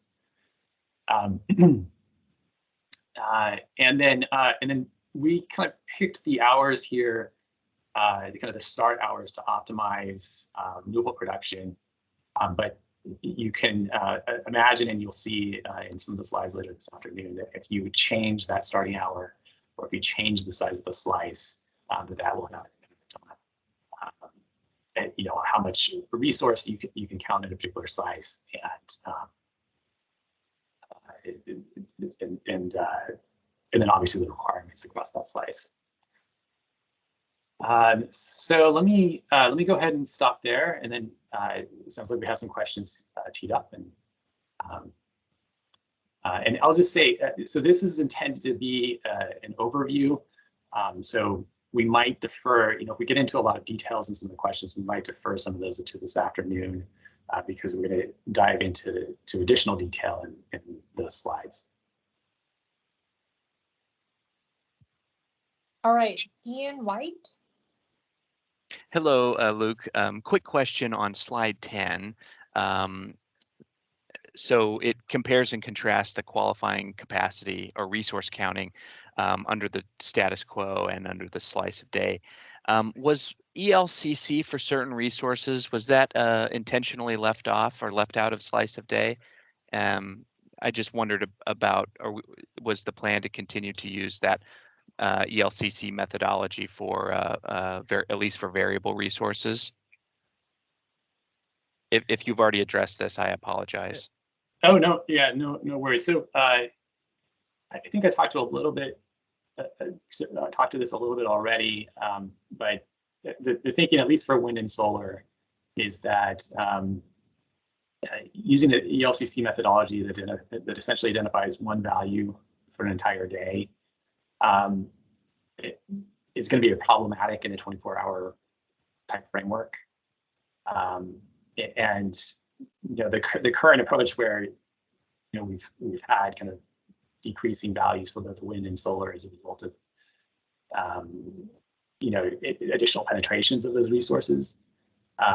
You're leaving a lot on the table by going with an ELCC. And so the thinking with moving to exceedance, at least for those resources, is there's a lot of value that could be kind of captured and used to, in particular to charge storage, for instance, in other periods.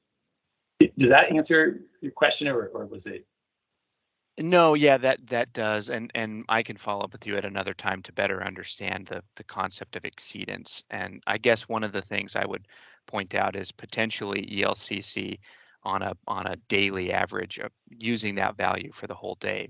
That may be, like you say, overly simplistic, but I believe it seems like you could calculate ELCC like even on an hourly basis, and then use that to bake into your slices.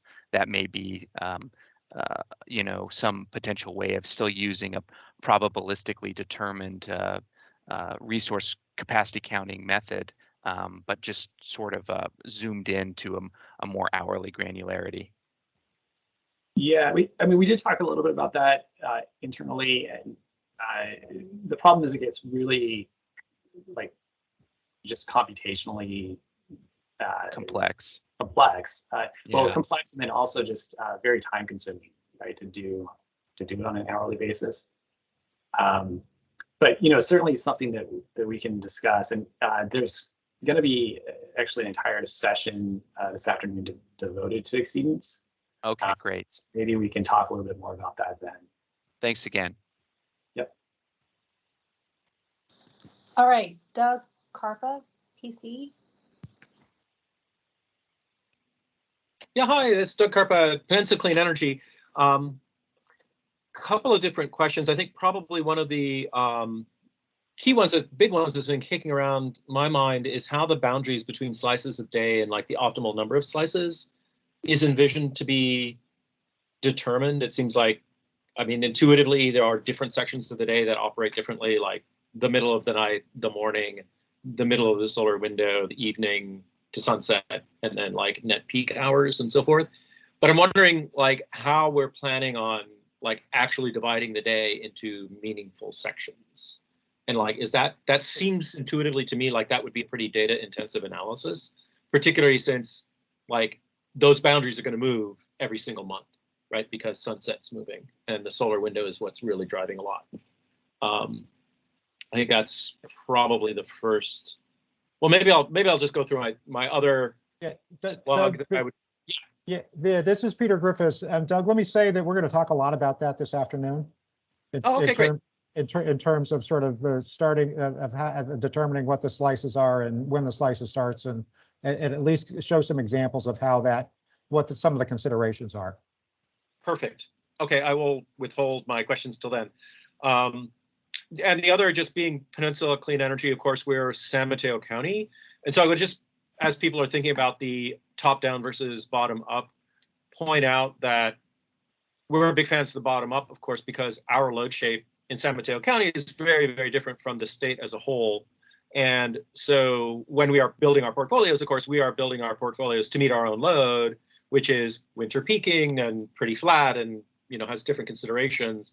In a top-down method, like our slice of day methodology, we would have to build our portfolio for energy for serving our load, but then for RA, we need a completely different set of resources to meet a bigger summer peak that we don't have for actually meeting our load. And so the top-down would essentially create two different sets of compliance requirements, and we'd have to pay independently for each, as opposed to if our portfolio meets our load and our contribution, then that also should meet for our reliability RA contribution, which is what happens with a bottom-up approach as opposed to top-down. So that's just my soapbox plug, and I will hold all my other questions for later. Yeah, Doug, thanks for that comment. Let me just note that there's going to be a couple of workshops on sort of the allocation and how the allocation should be done, and so sort of whether we think about top-down or bottom-up. One of the reasons why we bring it up now, and we'll talk a little bit about it this afternoon, we're not going to get into that much detail because there are a couple of workshops devoted to it. is largely because sort of the way you think about how to do this and what other parameters have an impact on what you can do on the allocation. So we'll talk a little bit about it, but we're going to have a lot more discussion about that in later workshops. Perfect. Thank you. All right, next person, Dariush in your org.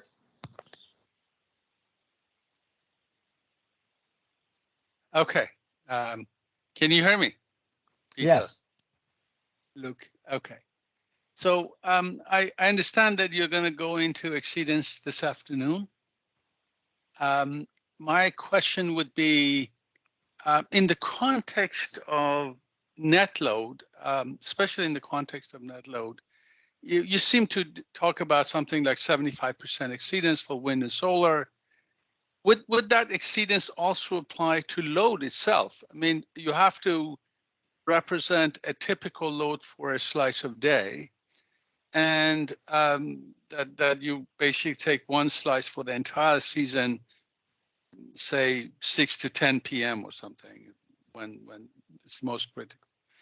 Would you also use exceedance for identifying the load that would apply for that slice for that season, or what's your intent? And when it comes to net load, is it you apply the exceedance to the net load number, or you apply exceedance to individual load, solar, wind, and then do the subtraction?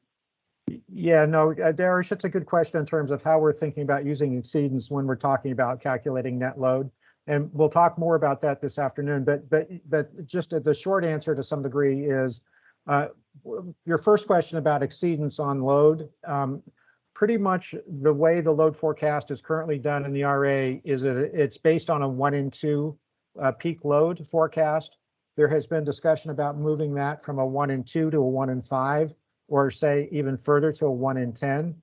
To some degree, that gets at the same nature of the uncertainty that is built into the load in terms of the way it is set.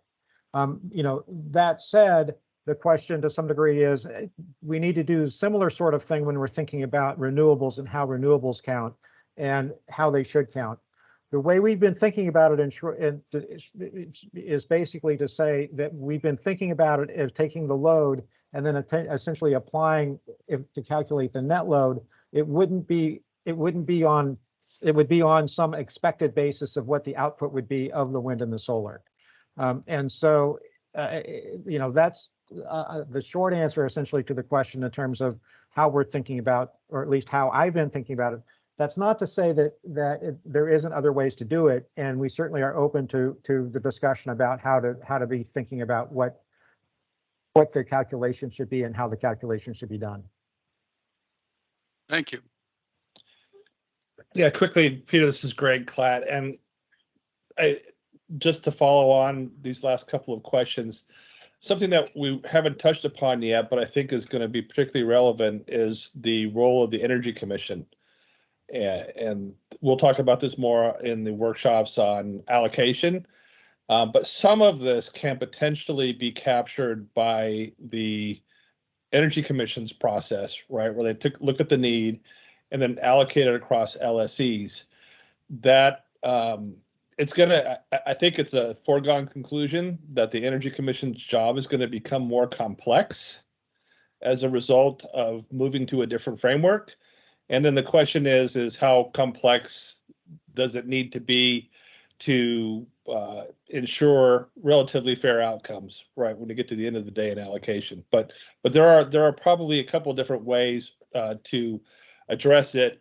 I don't think any one will fully address these concerns, but you kind of get at it from a couple of different angles and hopefully get to a fair result at the end of the day. Thanks, Greg. All right, Alan Mack, could you name your organization? Hi, this is Alan Meck for SDG&E. I just wanted to make a quick comment about, and I know that we're going to talk about exceedance later, but I just wanted to note here, it sounds like some folks are just sort of blithely throwing around, increasing the level of granularity on exceedance, and I want to note just how cumbersome that is. Exceedance is a big change, at least the way that we're thinking about it. Maybe we're thinking about it wrong, but it requires us to look at every single resource, pull all the data for that resource's output for a year, looking back, maybe multiple years, and come up with and crunch all that data for every single resource in our portfolio. It's extremely manual and cumbersome, and just doing it for 6 different slices of day for each season is already going to be a pretty daunting task, at least for SDG&E. And I imagine that there must be a couple of others that are probably similarly situated. And so I just want to make sure everyone has that in mind before they just sort of throw around like, well, what if we just do exceedance by the hour? Maybe that would get us a little bit better granularity. Someone actually has to implement these things, so let's keep that in mind.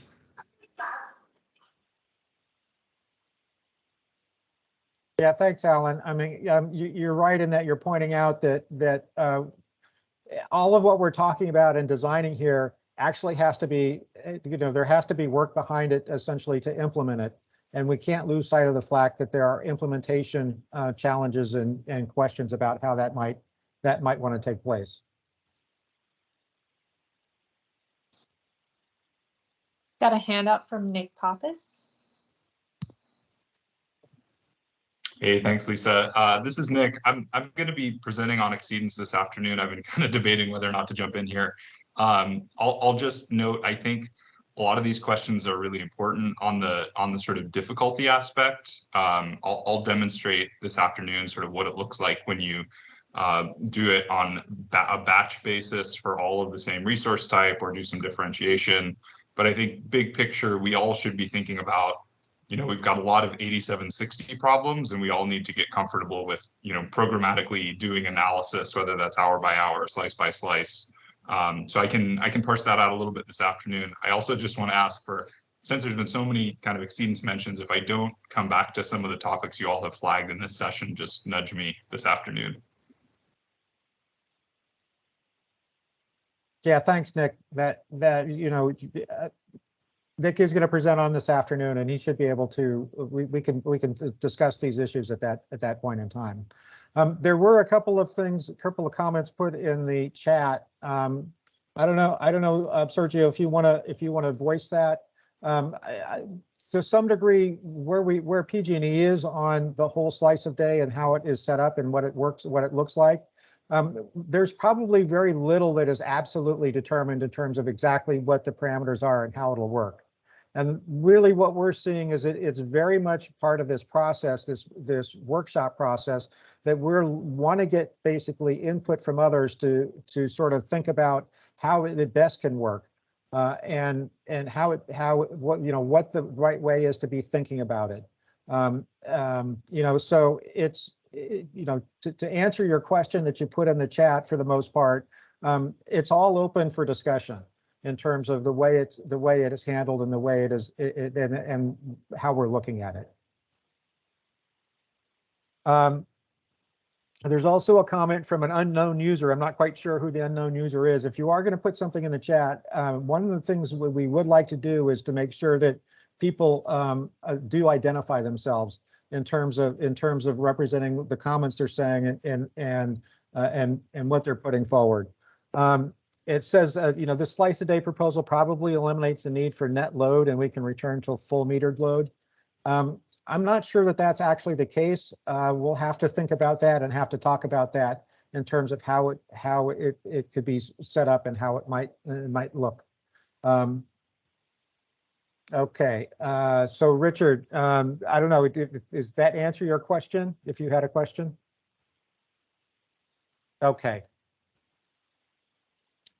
Richard, my apologies. My Teams is not showing that it was identified as you, so my apologies for that. I don't know if I answered your question. If you want to come off of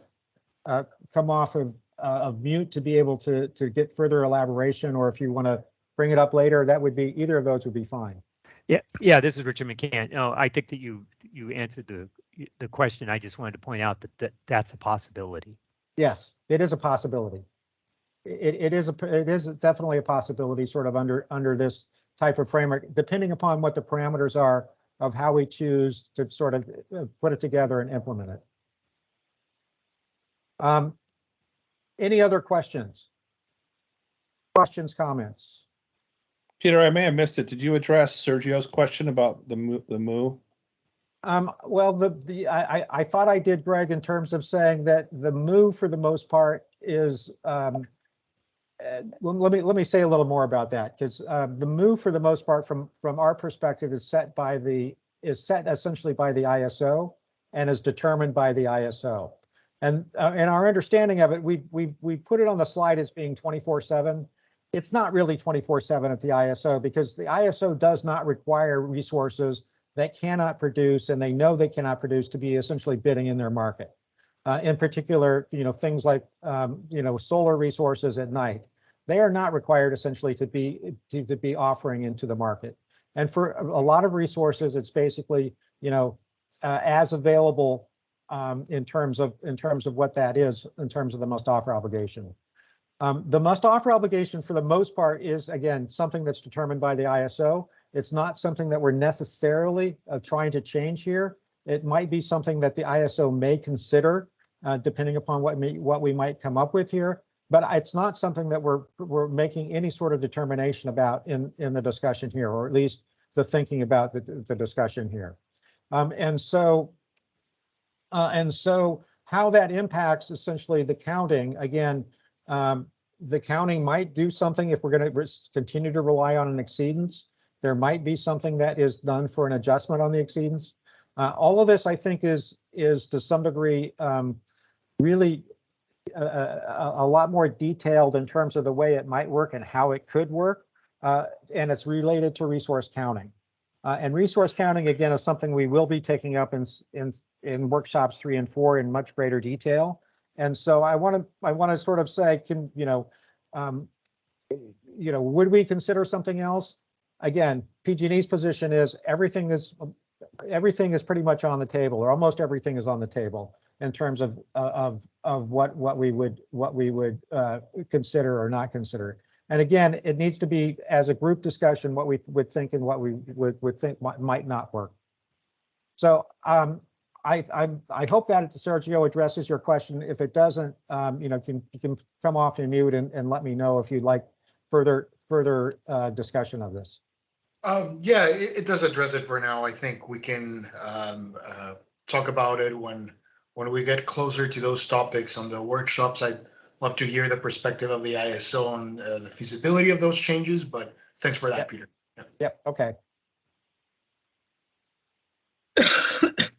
I think we have a question, I guess, from Jason. Hi, this is Jason Hack from Farm Energy. I had a kind of a threshold question from PG&E around what is the future that you are envisioning or planning for in this framework? So we've been asked to align as much as possible with IRP. And so do you, in your view, like, is this framework something that is aimed at solving a problem in 2026, 2030, 2040, 2045? Are you trying to true zero grid? So what is in your view, what is the sort of the year or the end goal that we should be sort of ensuring that whatever framework we're assessing is going to hold true given the sort of future that we're planning for and the mix of resources we might reasonably have at that point? Good question, Jason. The way I've been thinking about it is that the commission would like to have this implemented for 2024 RA. So to some degree, it depends upon, if we're trying to essentially make sure that it will work and it'll work in 2024, we should be thinking about what the resource mix will be in 2024. That said, there's been considerations in terms of it being something that would be durable and acting in a longer term basis. From our perspective, I think we see a lot of a lot of storage coming on the system. And so storage, I think, is going to be a big part of of what the system is, and it needs to be taken into account in the proper way to make sure that the storage can show up again for the ISO in the market when the ISO needs it. And so, you know, if we're trying to design something for 2045, that doesn't, in my mind, it isn't a very practical way for us to be thinking about it. But that said, we need to make sure that whatever we do are designing will work for, say, 2024, and essentially will work for something that will be useful for some period of time. Let me note that the existing RA structure was put in place in basically, you know, 2006, and it has roughly lasted about 10 to 12 years in terms of its usefulness.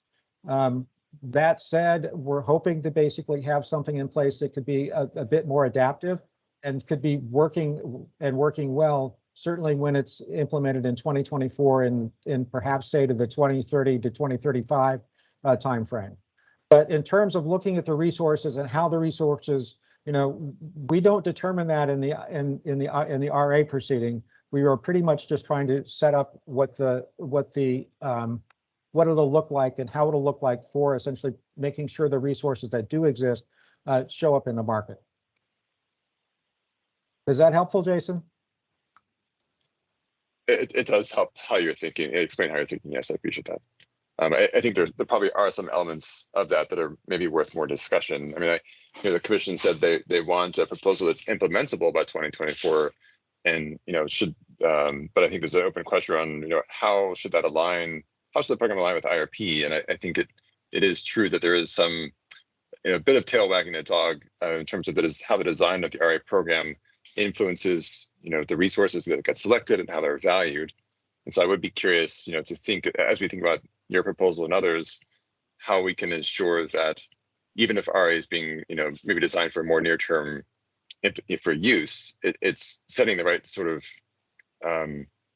it's not interfering with some of the long term signals that we're seeing in IRP, and that it's going to hold true for the portfolio that might as the portfolio is going to continue to emerge over time, so we're not having to revise the RA program every few years.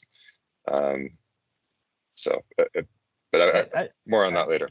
Yeah, no, good point, Jason. I mean, that is one of the things we're trying to make sure that we do, is to make sure that we are anticipating how the portfolio will change and how the structure interacts and what that interaction is with IRP. So it is something that we need to be very, very mindful of and be thinking about sort of what the implications are of what we're putting forward in the RA structure has on IRP and the other issues and other planning tools. Hey, Peter and others, I mean, we are basically at our lunch hour. So unless there's anything further, I think we should break for lunch and plan to regroup at 12:30.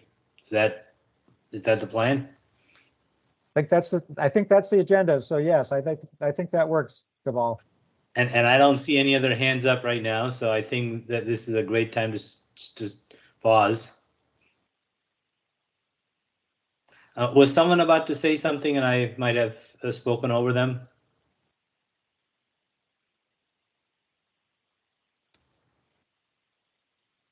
All right, hearing none, it has been a really, excellent session this morning, and I believe the same will continue after we regroup from lunch.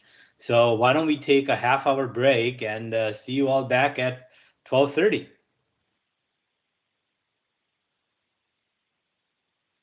Thank you.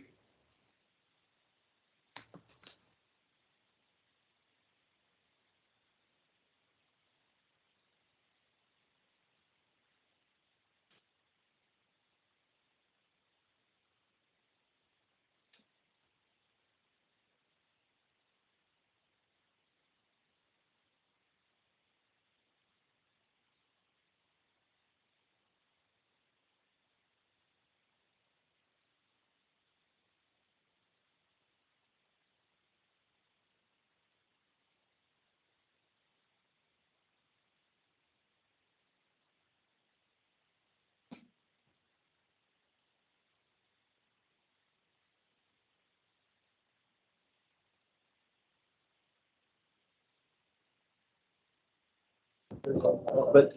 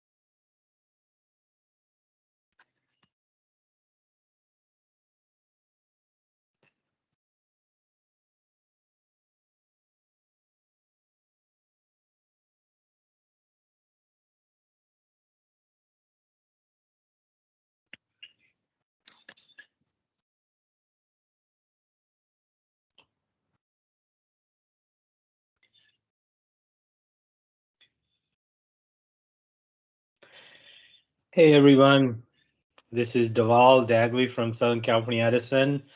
Welcome back. Thank you for rejoining the afternoon session of our structural elements workshop. And Greg, thanks for co-hosting. Looks like PG&E, Peter and team are ready to go with our next agenda item. I'm gonna share the agenda on the screen just to do a refresher, just a second.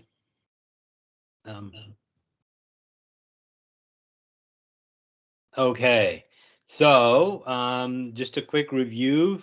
We have, completed the principles and evaluation criteria presentation, CERT's presentation on redefining RA, and then also done the overview of the slice of day concept by PG&E. So I think the next is the key structural elements and issues presentation. Peter, if you are ready, you can take it away. Unless Greg has any other additional comments. Oh, good. Okay, well then let's go ahead and get started. I need Luke. I'm going to ask you to project if you can. So what we're going to go into next are the key issues and key elements of sort of the slice of day to come up with a typical day type of framework for this. And there are a number of different considerations, and we're hoping to basically at least touch on the important ones and hopefully get through all of them in terms of have some sort of indication of where they are and how they impact what the slice of day looks like. So why don't you go to the next slide, Luke? While we've talked about the structure, there is a lot of implementation details that still need to be put on this. And from PG&E's perspective, that's what a good bit of this workshop and working group is about, is basically putting those parameters on the slice a day type of framework to be able to provide more details about exactly how it would work. The details do present trade-offs in terms of the criteria that we saw earlier this morning in terms of getting to either more reliability or lower cost or the various aspects that the commission has indicated that they would like us to take into account. And so to be able to sort of look at what some of those trade-offs are and come up with what we think the right balance is on some of those trade-offs, our plan pretty much is to basically walk through the elements of slice of day and essentially put together a straw proposal, at least one straw proposal or two straw proposals or three straw proposals or however many straw proposals we think are needed, essentially to be able to highlight some of these that we think might be viable. And so what we'll be looking for from stakeholders essentially is inputs in terms of what should be the parameters of the straw proposals that we put together. PG&E does not have a straw proposal that it believes is the best one to be able to work, that will work. It really is very much a trade-off with regard to the various aspects of the various elements and how they are traded off and how it is done. So this really is going to require very much a dialogue with stakeholders in terms of what their thinking is about the attractiveness or unattractiveness of any particular type of framework or element of the framework. And so what we're going to do next is basically go to the issues. So next slide, Luke. There are key structural issues that I'm going to go over in terms of that define to some degree what the slice of day in terms of setting up a typical type of day, what the elements are of that. And I'm going to go through those and talk a little bit about sort of what each one of them is. I think what I want to do, though, is for the next number of slides until we get through essentially the structural elements, which gets us down to sort of principles and trade-offs. I want to basically limit questions to clarifying questions about what is being said, and basically focus on making sure that the people understand sort of what the trade-offs are and what the points are that we're making about what some of those trade-offs are. So we'll go through each of the structural elements to sort of what the forecast is and how to sort of come up with this typical day type of that we will be essentially representing the period or the showing period, either the month or the season or whatever we come up with. And so we'll talk about what the forecast basis is for that. We'll talk about framework based on either gross load or net load. Certainly net load, there's been some discussion a little bit about doing things on a net load basis. I think net load definitely has advantages and disadvantages over doing gross load. Gross load has advantages and disadvantages as well. And so we'd like to talk a little bit about what some of those are and what that is aspects are. We're going to talk about both seasons and slices and sort of how we've thought about thinking about seasons and slices. If we think about the current RA the structure that we have now, we pretty much have a monthly requirement, and that monthly requirement is set by the maximum demand that's expected in that month. And the idea is that LSEs need to show that they've got enough capacity to meet that peak demand, and they have enough capacity, and that capacity essentially could be available to be able to meet every other hour. What we're seeing in terms of what the problems or that have arisen under this structure they're well known, but pretty much the highlighting I wanted to highlight to some degree is currently we have a monthly showing requirement, and what's the basis of that? It's been that aspect. And because what we're thinking about and talking about with Slice a Day is what is setting the requirement that LSEs have to show to, and over what time frames, and how are those levels essentially established. We're also going to talk about other issues. These are going to be probably at a relatively higher level, because all of these or most of these are going to be talked about in much greater detail in further workshops. We do want to cover them here because they do have implications for some of the structural elements, but we're going to go into much greater detail on a lot of the other issues. So let me first get started with talking about the structural issues. So next slide, please. Forecast. What do we mean by forecast? Generally, what we've done, or the way we've thought about it, is to sort of say, okay, if we're coming up with a typical day to represent either a month or a season or whatnot, how do we determine what that typical day is? Do we actually choose a calendar day within that period that we're looking at and say that's this one that basically is the typical day? Or do we manufacture it by looking at, say, something like what is the highest level in each hour of whatever that period is, whether it's a month or a season? And that sets the requirement for that hour, and we string those maximum requirements together. Or do we take some sort of an average value for the hourly interval? So if we're looking at things sort of on a monthly basis, do we think about taking not the maximum or not from a typical day, but basically let's just average over all of those hours within that, and that average essentially becomes essentially what the target is in terms of being able to set the requirement that would go into the slice calculation. And so there's some question as to how this should happen and what this should look like.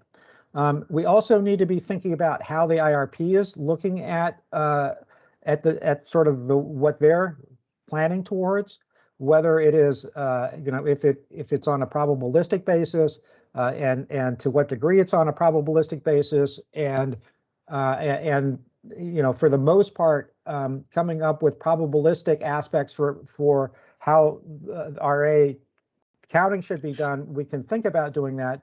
That may add some complexity to the process, but it certainly is an idea that could be entertained.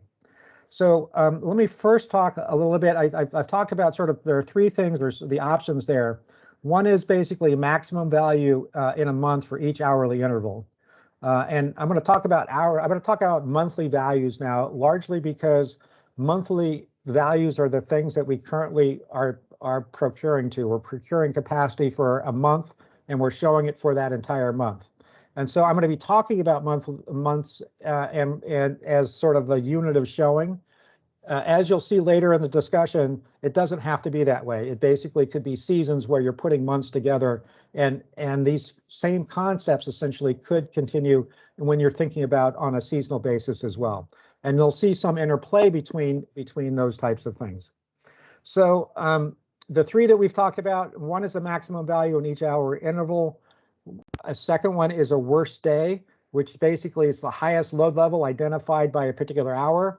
Which day has the highest load, and then we take all the hours within that day, or we take essentially an average. We take an average of what is the average value for that hour in the period that we're looking at. So let me go to the next slide, Luke, because we have some comparisons. What we're showing here is basically a max value approach, and this basically. Or show actually a difference between the max value approach. Now, the max value approach basically says we're taking the maximum value within, say, the month, and then that's what we're going to talk about here is a month. What is the maximum value in that hour in that month? And that essentially sets the requirement in that hour for that month that is then essentially we use as a representation of the typical day. And so what we're showing here is the difference between what that maximum is and an average approach. The other way to do it, or another way to do it, would be to take the average of all of the hour ending ones within a particular month, and we average all of those together. And so what we're doing here is we're basically comparing the averaging of the maximum value approach against the average approach, and we're looking at it for the forecast for 2030. In terms of the IPR forecast. So I see, Eric, do you have a clarifying question? Yeah, Peter, Eric Little from CalCCA. I was just curious, have you thought at all in that forecasting process about how exceedance and the choice of which day interact with one another? You mean exceedance on the counting of the value for wind and solar? Yeah, correct. Because exceedance is really looking at what's the probability of that resource producing. Depending upon what level you ask for from that, you're talking about a certain type of a day profile. And when you talk about the load forecast, you're talking about a certain type of a day profile. And I'm wondering how those two interact when you do that. That's a good question, Eric. I don't know that we have explicitly taken into account. To some degree, there is probably a relationship between load and sort of what the load is and sort of what the output is of renewable resources, particularly if you're thinking about some of the aspects of the fact that load is going to be affected by sort of behind the meter resources that might be that might be there. The question to some degree is how should they line up? It's something we need to talk about and need to think about in this process. Okay, thank you, Peter. Sure. Sergio, clarifying question. Thanks, Peter. Yeah, more than a question, it is a question. I was wondering, in the average approach, here we're looking at it from a month perspective, where we might see, lower variance within the month. But in a seasonal perspective, the average approach, would it apply for, let's say, all the hours ending 9 in the season averaged out? Yes. And I ask this because of two reasons. One, we need to be very wary of the variance of solar across seasons, and two, for example, the shoulder season in one of the proposals from PG&E, that would be like May, October disconnected. Even though there we can see some correlation in solar outputs, really the correlation with load is lower. So just a couple of things to consider there, echoing a bit of Eric's point. Thank you. Okay. Yeah, I gotta say, to clarify essentially the question I think that you asked, which is basically if you're looking at multi-hour or multi-seasons, you would essentially take that same hour within the day within the season. Yeah. So that's the intent, or that's the way we've thought about it. Just to clarify. Ian, clarifying question.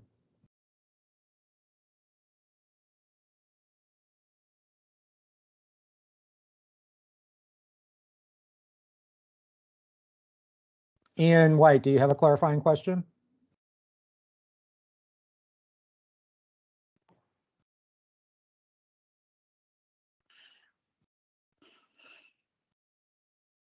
Okay, I'm not, Ian is Can not. you hear me? I can hear you now. I'm sorry, Oh. Ian, you were on mute, I guess, so go ahead. I am very sorry about that. I got halfway through my question. This is a question to the entire group, really. What are some learnings and past experience with the exceedance methodology writ large when it was part of the RA program in the past, given the nature of the grid is different now? I just figured that since the RA program used that methodology in the past, it was before my time in this industry, but I think maybe we could get some information on how well did it work then, and at the time, what were the reasons the commission moved to an ELCC methodology back whenever that was. I think maybe it was 2009. Yeah. So yeah, Ian, just Ian, no, that's a good question. I think that is something we should discuss. What I'm trying to do now is limit the questions to clarifying questions about sort of the presentation. I think when we get into the discussion about exceedance and what the history has been on exceedance, we should revisit this. So please bring that question up when we're talking about it in that time frame. Okay, very good. Okay. Apologies. No problem.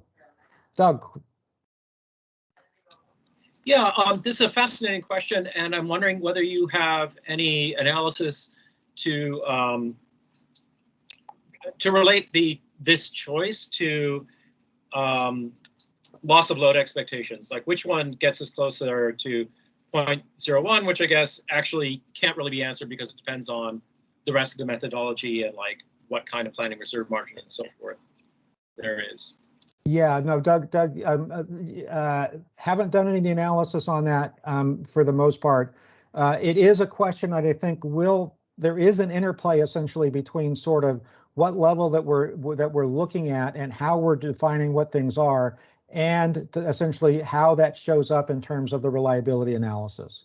Because we essentially in the reliability analysis, it will be looking at on a stochastic basis, it will be looking at sort of different draws from different types of outputs. It could be sort of all over the map in terms of what that relationship is to sort of how we're measuring things, both on the load side and perhaps on the resource output side as well.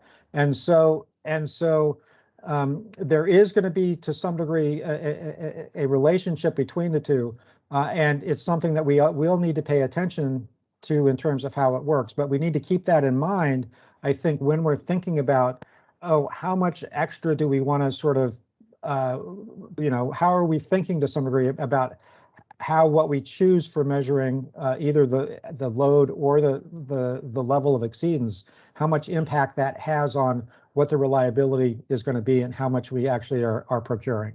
So I think that's a fundamental question. I think it's something we're going to have to keep in mind as we make the decisions or move forward with the particular values that we're thinking about in that regard. So thank you for bringing that question up.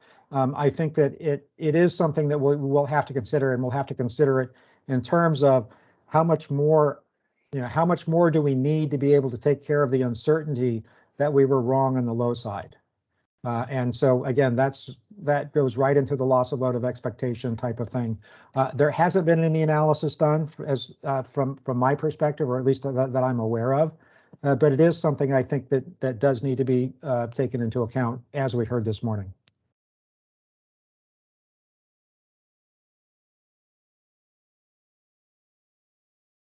Doug, does that answer your question? Yes, absolutely. Thank you. Okay, good.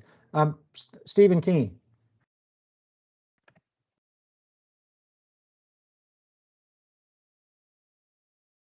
Stephen, you're on mute. Hold on. You're not on mute. We can hear you now. Go ahead.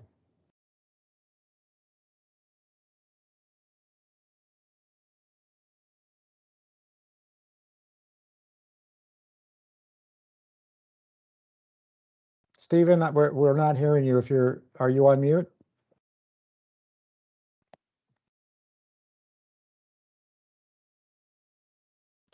Okay, can you hear me now? I can hear you now, Stephen, yes. Okay, thank you. I want to follow up on the comments from Eric and Sergio, and that is, if you're doing the max value amount, I would assume for each slice in each season, you take the max amount within all the hours in that slice in that season. And that's following correct. up on Eric's, that where you need to look at the like the exceedance and stuff, would you look at the exceedance for solar and wind during that hour? Because, you know, especially as we're getting into some of these, if the seasons are from like August to, or July to September, there can be a really big change in how much solar is going. And depending on when that hour is, there could be a tremendous difference in how much you actually have of solar. No, Stephen, that's a good question, and you're absolutely right in that when we're thinking about this, the intent for the most part is to look at what resources can count in the period for which you're basically are saying they need to count. So that if you've got a slice, if you've got a season that you're looking at, you're basically looking at sort of what is the exceedance of that resource in that period, or in that slice, that slice of the season. And so for the most part, what that means is that you're going to be getting a lot more variation from resources and loads where you have a lot of variation across the months. Things like solar, things like wind will have a lot more variation if you're thinking about a longer season. And we definitely will see that. And that will be one thing that should be put into our thinking, essentially, when we're deciding or thinking about sort of what the right balance is between seasons and slices. Okay. And okay, one other thing is just following up again on some of the interactions between the days that you're picking. You know, if you look at the winter, in the winter, you may get a weird negative correlation in that the high peak days may be days where you're not getting very much solar, because they may be days where it's cloudy and cold and everybody is turning on their electric heat, especially as we move forward and more houses are using electric heat. Yeah, and Stephen, that certainly will show up in the stochastic analysis when we're doing a loss of load of expectation. And you're right to point out, to some degree, we probably need to keep that in mind if we're setting both what the basis should be for the load and for what the exceedance level is. Okay. All right. Thank you. Sure. Let's see. Jason, you have a question? Hey, Peter. Yeah. This is Luke. I think we have about 17 minutes left in this section. So just giving you a quick time check. Okay. Clarifying questions. Jason, do you have a clarifying question? Yeah, I just want to make sure I understand what this chart is showing. So you're plotting the max NQC values relative to the average NQC values using the exceedance methodology? No. What exactly is it? We're looking at load forecast. We're looking at load forecast. Got it. So this basically is the forecast of the load, and we're basically looking at it based on a maximum value approach, which is basically in that sort of, and sort of what the difference is between that maximum value approach and the average approach is. So the way we're looking at it is we're looking at load and we're saying, what does the load say in January, an hour ending 4? What is and so there are two ways to look at sort of what that could be set at. That could be set at sort of what the maximum value is. So you look at the maximum of hour ending 4 in January, and that would give you the value against the maximum value approach. The average approach, you would basically take all of the averages of what is in hour 4. And so what we're looking at here is the difference between the maximum value approach, which is basically taking the maximum of all of the 4 hour ending 4s in January, and we're comparing that to what the average is of the hour ending 4s in January. Got it. Thank you. Okay. So what you can see from this graph for the most part is that in some months there's not a lot of variation. In other months there is a lot of variation across essentially the maximum value approach and the average approach. And so you know, that's something we should want to think about and take into account in that regard. So let's go to the next slide. This basically is looking at sort of the maximum value approach, which is again looking at the maximum value of the load in that period, and comparing that to what the worst day approach is. And again, this is for 2030, and the way we're doing it basically in terms of choosing the worst day is basically saying what is the day that has the highest demand, peak demand, and we're taking the values in each hour for that day. And that sets the requirement. That would be one way to think about doing it. The other way to think about doing it is sort of looking at this maximum value approach. And again, what you see here is that the difference between these in terms of what the requirements are, what the loads are that you would have to meet, they vary not a lot in sort of in the spring and early summer months. They do vary a lot in the months essentially where you see a lot of variation essentially in the weather across the days. So you see that sort of in March when essentially there can be a lot of variation, and you can have a maximum demand that's based on something that can, and the weather can change, and it would be something else in that regard. So Stephen, I see you have your hand up. Is it you have a clarifying question, or did you not lower your hand?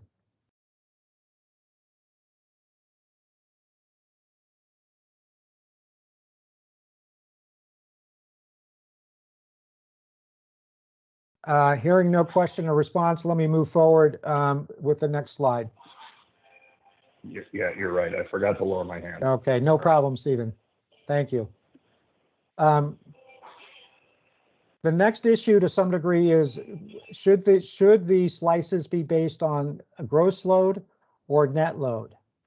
Net load essentially would remove the wind and solar from the load curve, and it would do so on an hourly basis. So essentially what you would be doing essentially would be taking the load and then essentially you would be taking the wind and the solar off of that to be able to get to the net load. And so the question is should we be thinking about putting the slices, basing the slices based on the gross load or on the net load?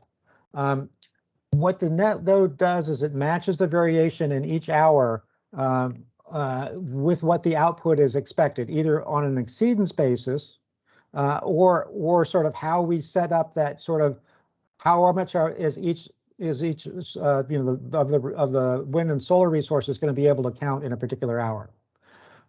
So I see Noah, you have your hand up. Clarifying question.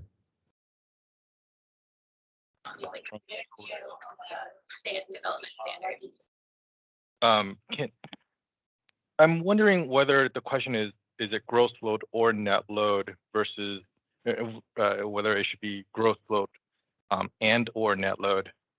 As I'm thinking about it, if we're looking to design a system or a framework for either the PUC, but we also have to, as you said before, consider it where the ISO has it. And so if the ISO has other BAAs and LRAs that are looking at only gross load, and we're changing our framework to a net load, would that create some type of conflict between the two systems? I guess the way that's a good question, Noah. The way I've been thinking about it to some degree is that the ISO, in terms of the way their requirements and the way I think they're headed, is essentially in looking at what resources have been shown by the various LSEs under the LRA's requirements, and then essentially doing an assessment as to whether or not those resources essentially can meet the load and in a reliable manner for the particular month in question. And so the ISO doing things on a essentially the ISO doing things on a and for the most part, the way the ISO I believe looks at it in terms of the RA, at least for the system RA, is essentially making sure that the resource is basically there to meet the requirement. I don't think the ISO pays very much attention, and I guess I could be corrected by the ISO, to what the level of the showing and what the basis of that showing is. You know, certainly we have an ELCC methodology now for wind and solar. However, when I think the ISO does its assessment of whether or not the resources that have been shown to essentially meet the demand within the month, they don't use the ELCC value. They essentially use the value of what the expected output is of the wind and the solar resources. So I'm not sure that it matters a whole lot, Noah, but it might. So what sort of conflicts are you seeing, or possible conflicts are you seeing? Yeah. So if looking at today, we have the gross load and we have resources that show up on supply plans and so forth at the ISO. If we switch over to a net load, then what does that mean for the supply plans of solar and wind resources to show up on the must-off obligation, as well? As well as if the ISO has information or has requirements that says, hey, we need 30,000, 50,000 megawatts, but for all of the CAISO, but the CPUC LSEs are showing up with less than that, essentially due to their program of only looking at net load. Is your base assumption that the ISO will be switching over to a net load only type of requirement, or no? Then, no, I mean, no. My assumption, I guess, no. The way I've been thinking about it is that the resources that are going into calculating the net load have to be on the supply plan, because essentially because it's what the PUC is relying on the LSEs essentially to be able to be there to provide the energy. So those resources are yeah, it's done on a net load basis, but those resources that are going to calculate that net load have to be on the supply plan, because the ISO does it on a gross load basis and has to look at sort of everything that goes into it. Okay, thank you. That was helpful, because I don't think I had that. I had the same assumption, the baseline assumption that you have of your expectation of such resources to show up on the supply plan, even though they're not necessarily used to meet a net load requirement. And right? Well, yes, they would have to. Well, no, I'm going to say they would have to show. They would have to show up if they are meeting a net load requirement. If they're not showing, if they are not meeting a net load requirement, then they're not necessarily being counted for resource adequacy.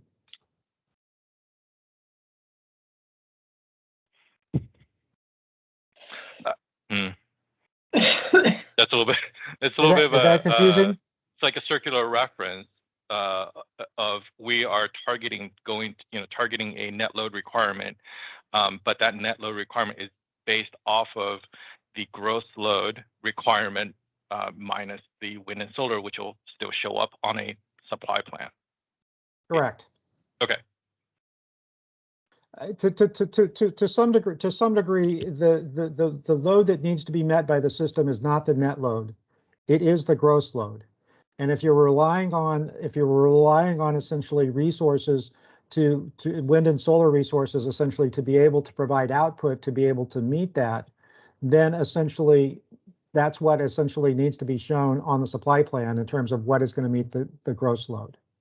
Then I think this may go to what I think Richard McCann had said, that if we go through a slice of day, the gross load may sort of take care of the net load needs itself. And we may not need a net load requirement. You mean a separate net load requirement? Correct. Well, either a separate net load requirement or a net load requirement altogether. If if the expectation is to have gross load and supply from resources that would be used to get to a net load requirement. Correct. Yeah. Thanks.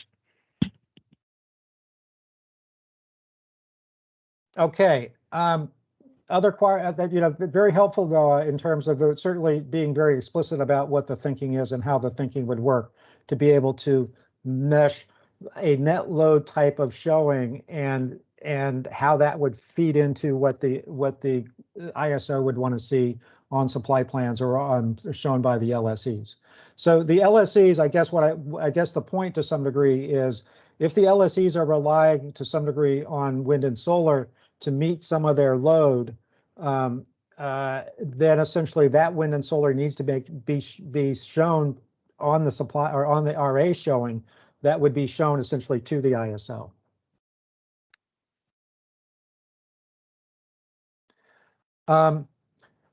Next slide, please, Luke.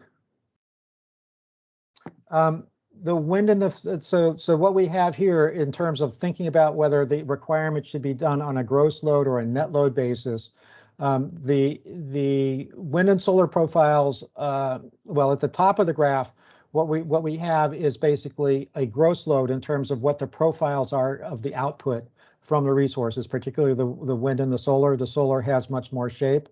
It doesn't. Let's go back. There you go. So the wind and the solar, essentially has more shape on an hourly basis. If you put that in a slice of day, and what we've done on the bottom graph is essentially assume a 4-hour slice, 6 4-hour slices as setting up the requirement. What you see for the most part is in slice 2 and in slice 3 and in slice 4, essentially you are only seeing solar, even though there is solar being produced in slice 2 and in slice 5. Why is that? For the most part, it's because of the way the slices are being defined and the fact that you're looking at the slices as homogeneous. Homogeneous both in what the load is and homogeneous for the most part in what the solar can count for within that. And to do that, you need to be looking at and thinking about how that is set up and how that is looked at. So essentially the bottom graph indicates essentially what a slice of day would look like with the solar and essentially how it would be factored into the counting. So Eric, clarifying question.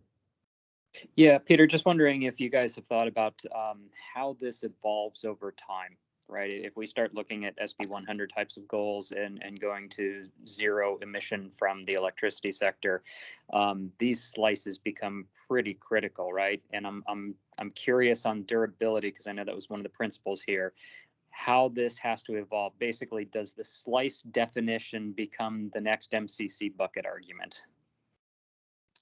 In terms of what do you mean in terms of it changing or in terms of what the requirements are? In terms of it changing, right? I mean, I can see these slices changing fairly dramatically as we move forward and have fewer baseload types of resources, and are more and more dependent upon renewable charging, storage discharging during hours where there's not solar available, et cetera. And so I'm wondering if, as you look at the system today and we look at the net load peak issues that we're facing today, how different does that become in an environment where there is very little gas to no gas, and an environment in which we electrify the economy within California, so a lot of electrification of vehicles, et cetera? Good questions, Eric. I think that what we have looked at in particular, we've looked at sort of what we're showing here for 2026. I think we've also looked at 2030 and sort of what we think the projected resource mix is going to look like. We're not presenting any of that at this point to a large degree, largely because we're just making sure that we're trying to get the understanding of sort of how it would work. The question that you're asking is do we see a need essentially to change the slices and the definition of the slices if you're thinking about a 2026 look versus a 2030 look? And that's a very legitimate question, and it's something we need to take into account. Okay, thank you, Peter. Sure. Carrie, clarifying question. Yeah, Peter, I was just wondering if when you're doing these slices, you're thinking about whether you're trying to say, I'm going to set a fixed number of slices, or for example, if your slice 5 actually meets the requirements of slice 1, 2, and 6, whether you're saying, okay, I don't actually need 6 slices, my resource set covers these other slice needs, so we can collapse them down, or whether your proposal is you need these slices no matter what. You know, Carrie, that's a good question. This is about sort of what the gross or net load is. We do have a little section on slices a little later. That is a question as to whether or not how many slices do you need, and are all of the slices going to be binding? I think to some degree from our perspective is that if you are looking at a particular resource mix at a particular time, you're likely to want to come to a conclusion that you can probably collapse some of the slices into larger slices. We have some concern about that, largely because we think to some degree when you start talking about storage, there are some aspects of this that go into sort of what the slice size are. So we're going to talk a little more about slice size in a bit. But yeah, sorry it's a good to question. move around. I just That's think right. they'll collapse differently, whether you use the gross or net load. That's why I was wondering, because I could definitely see a different slice size if you use the net load versus gross. Thanks. Yeah. Peter, just doing a time check. We are basically at time for your allotted slot. Do you have more slides to go? I have a lot more slides to go, unfortunately. Okay. So why don't I, Deval, why don't I try and power through the slides and not take questions, and sort of save questions for after I've gone through the slides I'd like to get through. I think that's fair. I mean, yeah, that's fine. We're just going to move some of the other presentations in sequence, I guess, and maybe eat up a little bit of the roundtable time at the end. So, yeah. Okay. Just okay. Doing my part. Okay. No, thanks, Deval, for keeping us on time for sure. Let's go to the next slide. On a net load basis, this is basically essentially what we've done is we've taken out the wind and the solar in terms of on an hourly basis, and essentially are asking the questions: what if we do that on an hourly basis and essentially need to meet the requirements essentially on a net load basis. So what that does is that gives the credit in each for the wind and the solar in each hour, and that essentially allows us to basically look at the problem a bit differently in terms of the way it is set up and what the program looks like. So next slide. Seasons. The reason why we essentially went to seasons or thought about seasons was to try and thinking about sort of the administrative cost of what it is for having to do showings. Currently, what we've got is that we've got on an annual basis, we've got 12 showings that basically last 1 month each. If we thought to some degree that we were going to cut up the day into different slices, and have a separate requirement for each slice of the day, our thinking to some degree was, well, that could be the number of months or the number of months essentially times each of the slices to be able to get to that requirement in terms of showing. And so one of the ways we thought about essentially keeping that number down essentially was by putting months together into essentially seasons. So you would put months together, and we can show this. There are several options for season. You could have just one season, which would be basically the full year, and say, you know, does it make sense to have a typical day representing the full year? With the resource mix and the load mix within California, that probably doesn't make sense, largely because of the resource mix and because of the load, the way the load works. We could also go to 12 seasons where we could continue to do things on a monthly basis and not necessarily go to putting together months into seasons. There's an overlap here or interaction here between sort of what the seasons are and whether you're thinking about things on a net load basis or a gross load basis. And so for the most part, you could have some number of seasons in between. So next slide, please. What we're doing here is what this slide shows essentially is what we currently have, which basically is we've got a one number that is the showing, RA showing essentially for each month, and there's only 12 showings. They're in the bold. If we overlay essentially different slices, so if we go to the next slide essentially says, oh, if we go to 4-hour slices, what we're doing is for each month, we're having to show essentially 6 different values for each 4-hour slice.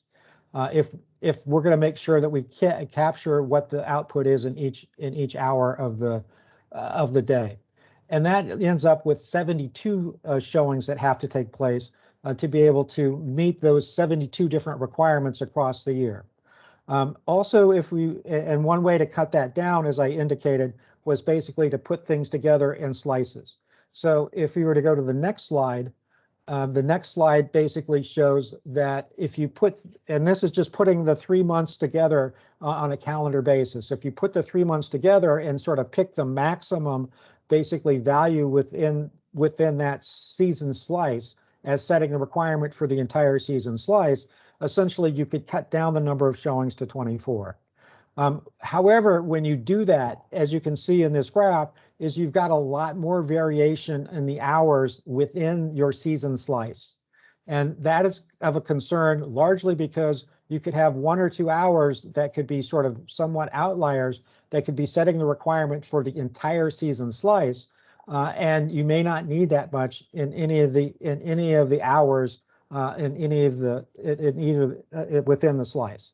And so there's a concern about sort of cutting down in terms of the number of showings on this, making sure we count for each hour of the day, and then essentially being able to have a reasonable number of showings.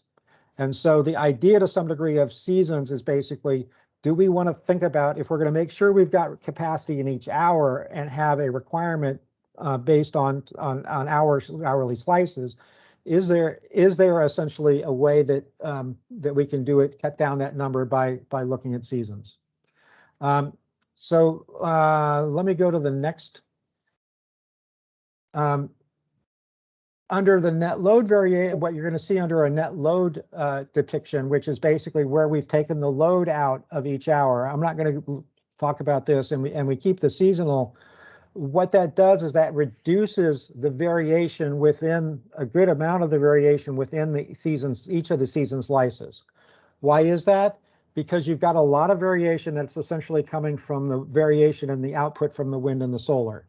And if you take that out on an hourly basis, the season slices essentially become more homogeneous when you do that. Because the only variation you're looking at is essentially the variation in the net load and taking out a good amount of the variation that would be there across the hours within the net load. So again, there's an interaction between sort of picking the slices, of the size of the slices and the size of the seasons, with sort of whether you're thinking about doing it on a net load basis or whether you're thinking about doing it on a gross load basis in terms of how representative is the requirement is of that aspect. So next slide, please. Slices, and there are any number of different ways to do slices. We basically wanted to make sure that we're accounting for all hours of the day, and the way to do that essentially is to put hours together that look like each other in a homogeneous hours. And so any number of different ways we could set up the slices and the size of the slices. And again, you know, there's a lot of variation in the slide here in terms of what they could look like. You could have 3 8-hour slices all the way to 24 1-hour slices in the representative day. That certainly is possible under this type of a framework. If you wanted to think about sort of, oh, let's continue to work and focus on the hour, that could work. There are some reasons why you might want to do that and not try and put hours together that would look at this. What we did in February was essentially to present, 6 4-hour slices in the February workshop. We're open to suggestions and to thinking about how this should be done and how it is likely to be done. So if we go to the next slide, please. There are two parameters, however, when you're setting your slices that you need to be thinking about. One is the size of the slice. How many hours am I going to have in the slice? And number two, when does that slice start?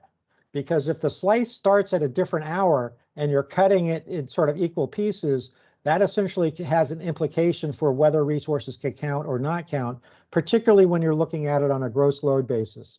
And perhaps even when you're looking on a net load basis as well, if you're thinking about sort of when resources are needed and how resources are needed. So the 4-hour slice, 4-hour slice on a gross basis is on the upper graph. On the lower graph is essentially sort of the 4-hour slice on a net basis. And you can see to some degree what the differences are. There are, you know, in terms of what the implications are for the amount of solar that you might, or I'm sorry, this amount of storage you might need, and how that storage is utilized are implied probably in both cases, in terms of both the gross load and the net load, and how that would work. Let's go to the next slide, please. Also, what we've done here, if you make the slices too big or larger, essentially you're saying that, oh, I'm assuming that there's homogeny within the slice, and you have to go sort of to a least common denominator within that slice when you're looking at the counting and the impacts. And so what we see here is certainly a 6-hour slice on a gross basis. And this is, I believe, for, I think this has been set based on summer 2026. I think that's the 4 months, June, July, August, September. And so you see that the September numbers over a longer period of time when the sun is not shining as much essentially has an impact on how much solar can count in that second slice. And so again, the more differentiations you have in terms of within the slice, the bigger the variability, and there is this trade-off then between sort of variability within the slice and accuracy and the amount of certainly of reliability that you are procuring to. So let me go to number 5. Go to the next slide, please. Even on a gross basis or on a net basis, it matters which hour that you start with. You can have an impact in terms of what things can count and how they can count, depending upon sort of which hour you're starting with. So the hour that you start with is also important. Next slide, please. Okay, let me go back and take, there are a couple of questions. Let me go back and take clarifying questions first. So Kathleen.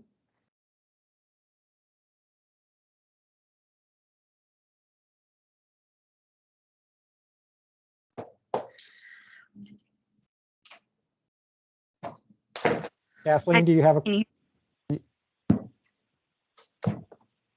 you hear me now? This is I can hear you now, yes. Okay, perfect. This is Kathleen Colbert from Vistra. I just had a question back on this season. My question comes from, you know, having some experience bringing resources on to commercial operations. There's some stickiness there with timelines, especially around the showing. And when I hear seasons, I would just want to make sure that to bring it to the PG&E team and the rest of the stakeholders, we don't want to block resources that are achieving commercial operations from being able to help us meet our reliability needs, even if we're going to go with a longer season construct, right? So whether that maybe it's not monthly showings, but it does, the CAISO continues to give us the ability to update the supply plans once a resource gets their net qualifying capacity.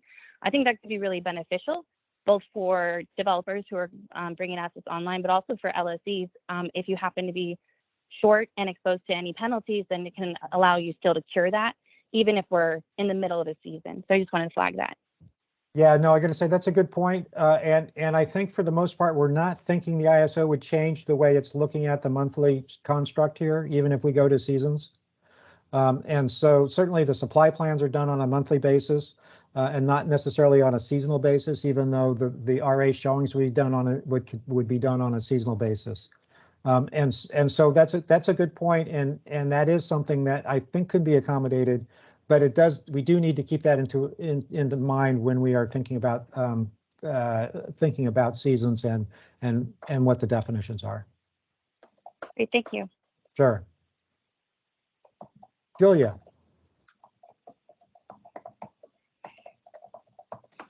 Hi, can you hear me okay? Yes. Great, thanks. So I appreciate the presentation today, and building off that last question on the slide deck before, I was wondering how flexible are the slice of days? Like I think we go up to 8 hours. What about looking at 10 hours? And what about different kind of clumps of the slices? You mean in terms of putting them together and having heterogeneous size slices? Yes. Yeah, heterogeneous size slices. I mean, that's a good question. That's something we may well want to consider. One of the considerations we need to make, though, or think about, though, is that if we're starting to think about resources that are only available for a certain amount of time, and we make the slice larger than sort of what their availability is at the time, that could limit the amount that they could count for resource adequacy. Currently, yeah. Okay, that makes sense, because I was thinking of the flexibility, though, if we had hybrid aspects where you had long duration storage with solar or different types of partnerships, is there flexibility allowing for this? There could be, but remember, we're trying to set the standard for all resources. Okay. And so part of where we're going is sort of where we've been. And one of the things that we've had as a feature of the RA has been essentially this 4-hour definition, where it's a resource can count for RA up to what they can produce for 4 hours. And that, for the most part, if we can change that, and we can change that for longer seasons, what that does is that might impact essentially what resources that are currently counting for RA would have to be counted for under that type of a framework. And so we could go to a 10-hour, we could go to a much longer essentially period, but we have to keep in mind that might have an impact on the way the counting would change from what we have today to how the counting would work under that structure. So I look forward to more dialogue with all of you on that. That's great. Thank you. Okay, thanks, Julia. Bridget, question, clarifying. No, okay. Sorry, I was trying to find my mute button. Okay. What my question was, have you given any consideration to the ramping needs that are represented in each slice and how that might impact your selection of where to start slices, or because it might be advantageous to slice things to give you a little higher requirements so that you do have more resources able to, meet those morning and evening ramps. I know Flex RA is trying to address that, but just wanted, it's not just the one requirement, there's other operational needs represented in that slice, and, how should we be thinking about that in making these determinations? No, I'm going to say, Bridget, that's a good point in terms of we need to be thinking about sort of what does it mean to be a resource that's available for a particular slice. I mean, the way we have thought about it and have presented it is the resources that are counting for that slice has to be able to produce at full output for that entire slice. Now, that doesn't get at necessarily the ramping needs per se, but you're right in that if we have a slice that goes over a ramping period when we've got one type of resources ramping down and the need for another type of resource to ramp up, if we capture that in the right way and we don't cut it off in the middle of those ramps, that could easily make a difference in the way it's thinking, in terms of the way it's set up. So yes, that is a consideration, and yes, it's something we should take into account. I don't know that we have necessarily baked that in at this point, but we can bake that in, or at least have that consideration baked in. Bridget, does that answer your question? Yes, it does. I just wanted to kind of keep plugging at, remember we have to operationalize this at the end of the day. So, trying to make it as easy on our operators as possible. So just to kind of keep that in mind while also trying to balance repair costs and, procurement needs and stuff like that. Yes. Noah, question. Hey, Peter. Yeah, going back to what you said about seasonality and monthly granularity, I I thought I heard you say your expectation was there would be seasonal, but you would still have monthly NQC values or supply plans. Can you talk through a little bit more about that?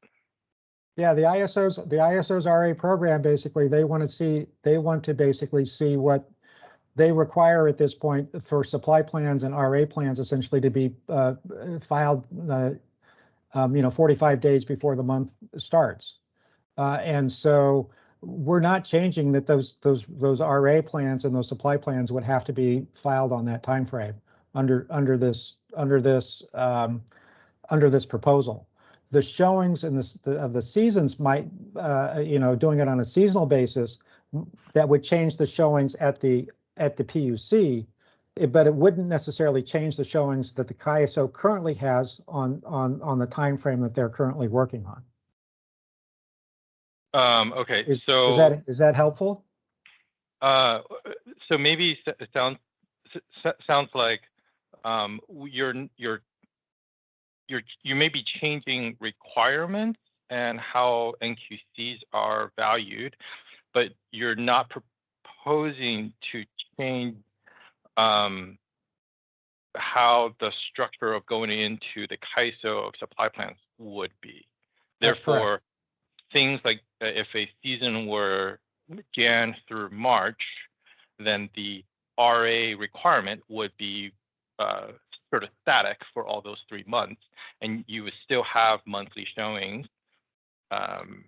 You'd have monthly showings to the ISO, or essentially what currently is done is that the monthly showing done to the PUC essentially is shown to the is sent to the ISO, and so what you would be sending to meet your PUC requirement essentially could be sent to the ISO for meeting essentially the LSE's monthly requirement for each of the months within the season. Okay, but are you doing that at the CPUC, or is the CPUC changing to a seasonal only type of compliance? The way we're thinking about it to some degree is that the PUC would be changing to a seasonal type of compliance. So then would you have two different products that are being transacted in the market? One sort of you would need 3 monthly products to make up a seasonal product at the CPUC, but then it's monthly products in the CAISO. This is where I'm getting somewhat confused on where it might end up going if we have two really different types of programs. Well, the question to some degree is what do you mean by a product, and how are we defining products? A lot of this is for the most part is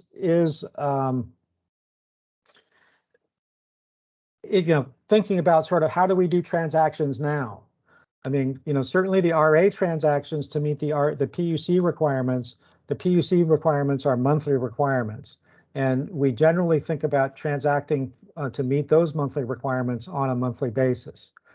If the PUC's requirements were to move to a seasonal basis, we may think about continuing to transact on a monthly basis and essentially string together those months into the seasonal showing, or alternatively, we may think about transacting on a seasonal basis.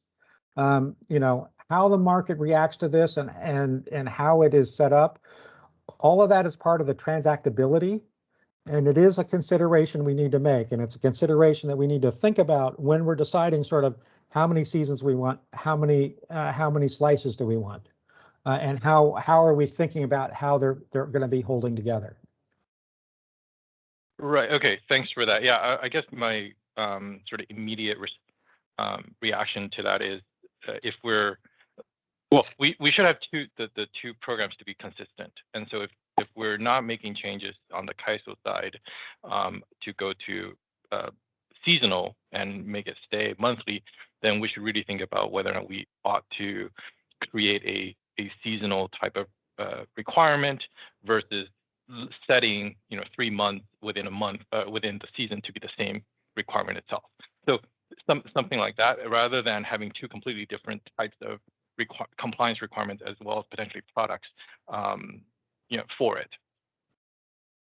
Well, the products themselves are, I mean, the way I think about the products, to some degree, the products are coming out of how parties want to transact and what their requirements are. You know, if we are doing a seasonal requirement, do we require that the same resource essentially be shown for each hour or for each slice, you know, or be there for each slice of the season? Certainly, there is the ability to substitute when we are, you know, currently when we're thinking about essentially what we show to the PUC and then what is shown to the ISO. They don't necessarily have to be exactly the same thing, largely because of the timing aspect and when substitution can take place. And so that type of thing still should have the ability to continue under whatever new paradigm that we have set up.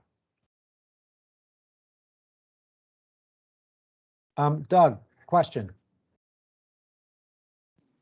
Yeah, two questions actually. And they're kind of the same. What is the methodology that you have in mind for?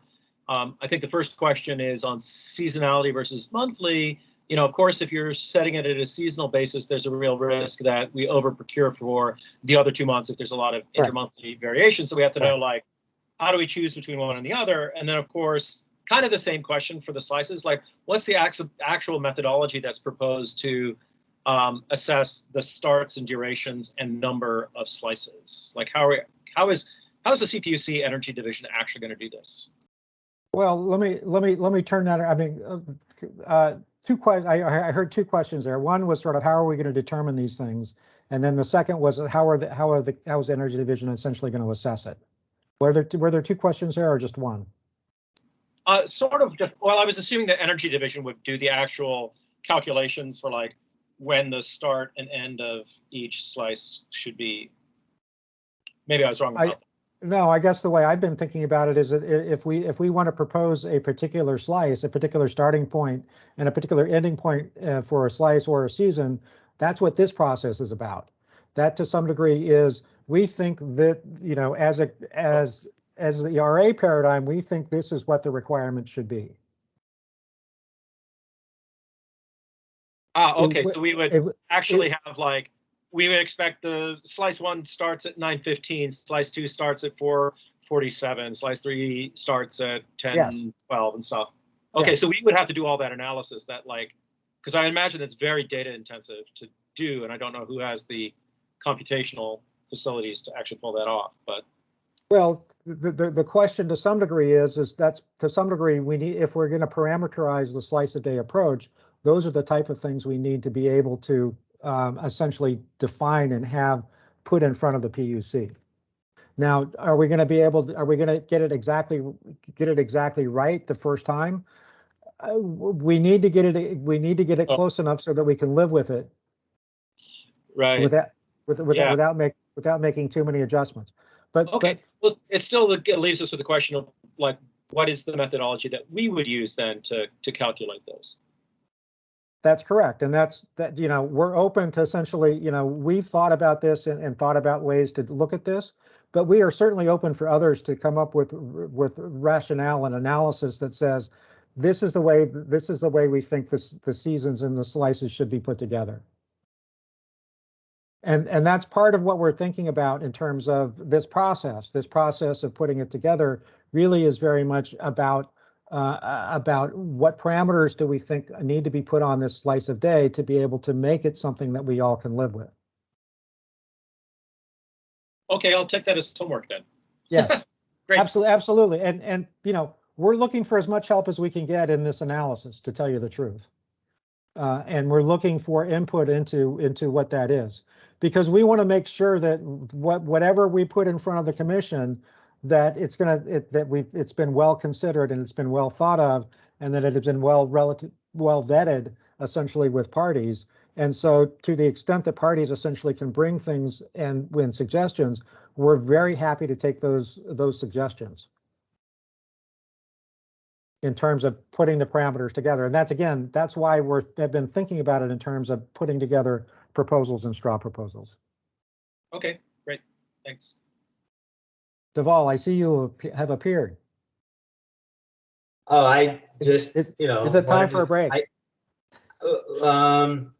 Well, that's one option. And then I think this was the last slide of your current segment, right? Yes, And this so was we the would last. next move to next presentation. Yeah. And then you have a few more slides to cover in the close-up. Right. So what's the consensus? Would people prefer like a 10-minute break and then regroup, or just power through? And anyone brave enough to opine? I don't mind powering through, but only because I'm going to hand off to Nick to be able to present on exceedance in terms of how things are thought about on an exceedance basis.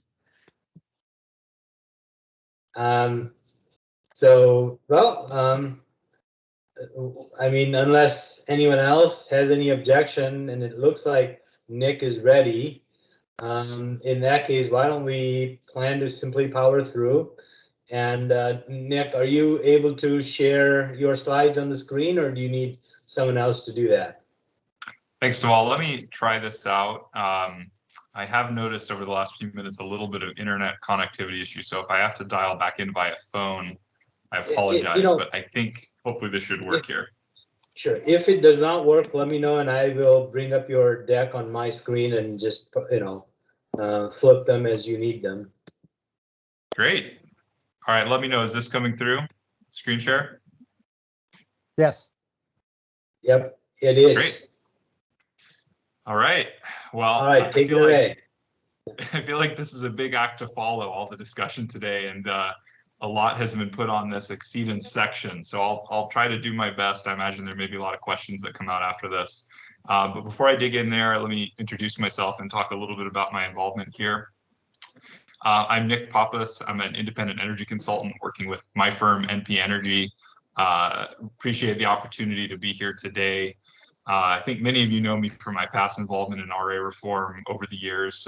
In prior roles, I'm currently here on my own behalf. I've developed a bit of slice of day analysis and modeling, which I've shared with clients. And in full disclosure, one of those clients is a party to this proceeding, Silicon Valley Clean Energy. But I mostly am here kind of on my own accord and in an unpaid fashion, because I think this is one of the most critical topics for us as we make this next transition into our kind of decarbonized future. And I'm by no means an expert on exceedance, but when I shared some of my modeling and analysis work with the facilitators, I think there was some interest in getting a refresher out to the group using some of the analytics I'd provided. So happy to share what I have here. Again, not an expert, particularly on the sort of political history of exceedance versus ELCC, but I'll try to touch on the technical aspects here, and happy to answer questions. So before I do that, Deval, let me just confirm on timing. I know we've got 20 minutes allocated for this. Given all the questions on exceedance throughout the day, I might try to just speed through the content in maybe 10 to 12 minutes and leave a lot of time for questions. But I just want to confirm we're still targeting about 2 p.m. to 2:05 to wrap this up. I think that would be perfect. I mean, we did have some cushion at the end, so the additional time Peter needed, I think we kind of, it probably came at the cost of Q&As at the tail end. So I think we are in good shape, but what you suggested sounds great. Great. All right. Well, I'll try to speed through this then. And folks, if you want to dig through the content in the deck kind of on your own time and follow up with questions, feel free to do that if I skip it over anything here. So let me start with just a quick overview on exceedance. There's been a lot of discussion today about what exceedance is or is perceived to be or how it could be used. But I want to just reframe this for a moment in the context of the slice of day proposal. So on the graphic on the right, you all can see the graphical output of my slice of day analysis, what I'm kind of calling the grand prismatic data visualization of slice of day, looking at September 2026, and where exceedance comes into this. So what we're seeing here is gross load is this light green shape in the back. Dark green, what actually looks a bit black here behind the slices, is net load once you've netted off wind and solar, which is modeled here in light green. And what exceedance is the tool, it's the statistical approach to take nameplate value of a variable resource like solar and wind and translate that into what we think we can get from that resource with some specific probability, and then apply that and make it a 24-hour profile for that month. Or you might do different parameters, but I'm assuming here kind of month-hour parameters. So a representative 24-hour day of solar and wind for each month of the year. I'm going to talk in a little bit more detail about how that works in later slides, but in the interest of time, let me just quickly knock off a couple of the questions that have come up earlier around using the QC, the sort of slice QC methodology or the ELCC methodologies for slice of day, and at least in my opinion, why those are problematic. And I think the PG&E team has done a good job, and others have already teed up this issue of, solar and wind don't fit neatly into slices in the same way that load doesn't particularly fit neatly into a slice. So any analysis that tries to put solar and wind into a QC box, into a rectangular box, sort of inherently cuts off value that solar and wind resource may be able to produce in other hours of the slice. It's sort of a minimum function that inherently lops off some value. So you can see that here in the afternoon. If we go with this 4-hour slice offset by 1 hour, you lose a lot of the evening or early afternoon solar value if you have to assume your slice QC is limited to what you get here in hour 17. Same effect happens throughout the day with both solar and wind. So what you're seeing here with the line is what you would get with an hourly exceedance approach. I think this is pretty straightforward, but if folks have questions around this, let's come back in the Q&A to this. A little more complicated is ELCC, and there was a good discussion earlier of could ELCC be applied in this context. So ELCC, I debated including a slide trying to explain this, but I think I would get myself tongue-tied here. ELCC essentially today is a sort of complex modeled counterfactual approach where we compare solar and wind in any given month to a perfect gas generator, to a perfect 100% available, 100% dispatchable generator. And given that we know where we're at in the renewable transition, solar and wind is not gas. It performs differently. It has different attributes. We really shouldn't be, that's not a useful comparison anymore. It might have been useful 10 years ago when there was a little bit of solar and wind on the margin. It's really not useful today, and it has created just a whole host of issues, and frankly, in part is sort of why we're here today. It's because of our kind of clunky simplifications of how we think about the solar and wind valuation. So today and into the future, the marginal ELCC in September for both solar and wind is kind of dropping precipitously to 0 as we look at the gross peak hours.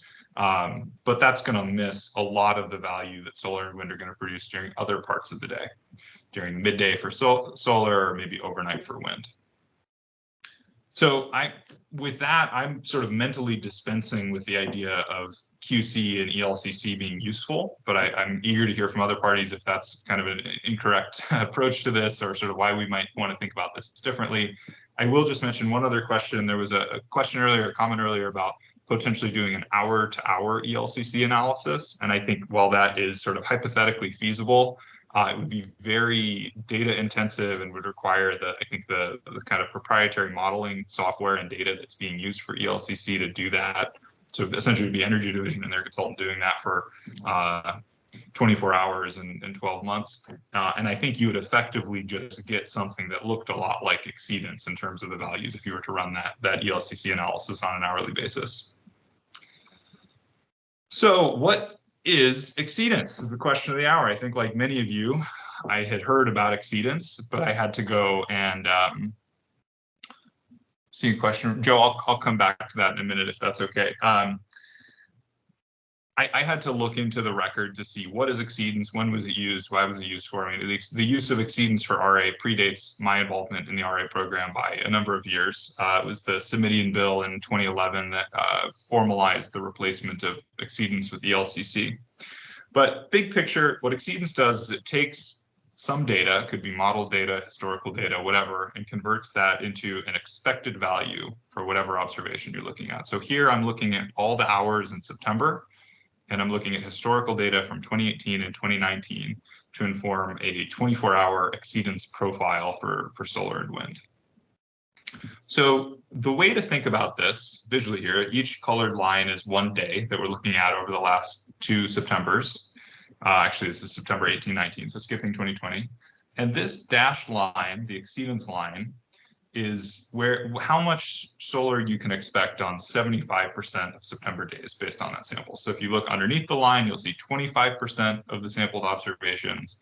If you look above the line, you'll see 75% of the observations. And I want to emphasize, I'm not saying 75% is the right number here. I'm not coming today with any specific parameter for exceedance, but this is 75 along with 50 and 90 are numbers that other stakeholders have used. So I'm trying to match that for this initial kind of illustrative discussion. So this is pretty obvious with solar. The sun has a pretty consistent daily pattern, and while there's some erosion due to moisture and wildfire smoke and shading and any other number of issues, you get a pretty consistent profile for exceedance with solar. It's a bit of a different story for wind, and this is September, but you get a very similar story throughout the year. And I think one of the real challenges we have with wind in this construct is thinking about all of the energy that's being produced, maybe not particularly predictably when, but a lot of energy is going to be produced that may get essentially truncated by some exceedance parameter. And if you choose 50% or 75% or 90%, you get kind of the same story, just at varying magnitudes. This is a month-to-month look for solar and wind. So from left to right is January through December, and then on top is solar, and on the bottom is wind. And you can see that story I was telling a moment ago about wind producing, frankly, a lot of energy throughout the year, but just not doing it always in the same hour or predictable hour is pretty consistent, particularly in the fall and winter months. Now, some of you may be thinking, well, what about New Mexico wind or offshore wind? Hold that thought. I'm going to get to that differentiation in a minute here. But I just want to emphasize exceedance has a very sort of different impact depending on what type of resource and what type of weather dependence we're looking at. What parameter we choose is going to have a huge impact here. This is looking at 50, 75, and 90% exceedance, 50% essentially being median production for any given hour, 75% being 75th percentile, and 90% 90th percentile. And it can have a really big impact, particularly again for wind, which might have, let's say, 7 days out of 30 that are really low production while being very consistent for the other 23 days. There's been a lot of discussion today around correlation effects and things like that, which I absolutely think need to be reviewed and dug into over the next few months of workshops. So thinking creatively a little bit here about the challenge with wind, and to a lesser extent with solar, but still present, is what do we do with all this energy that may not occur during a specific hour, but is occurring, and is occurring pretty predictably within a day or within a month or within a season. And I think I don't have any great solutions here, but I want us to think critically and creatively about how do we capture and how do we maybe count differently capacity contributions versus energy contributions. So a big part of this construct is thinking about charging storage on a daily basis and sort of the diurnal charge, discharge, sunlight up, sunlight down pattern. Wind certainly can play a role there, and I think some analysis about the daily functionality of wind is going to be important.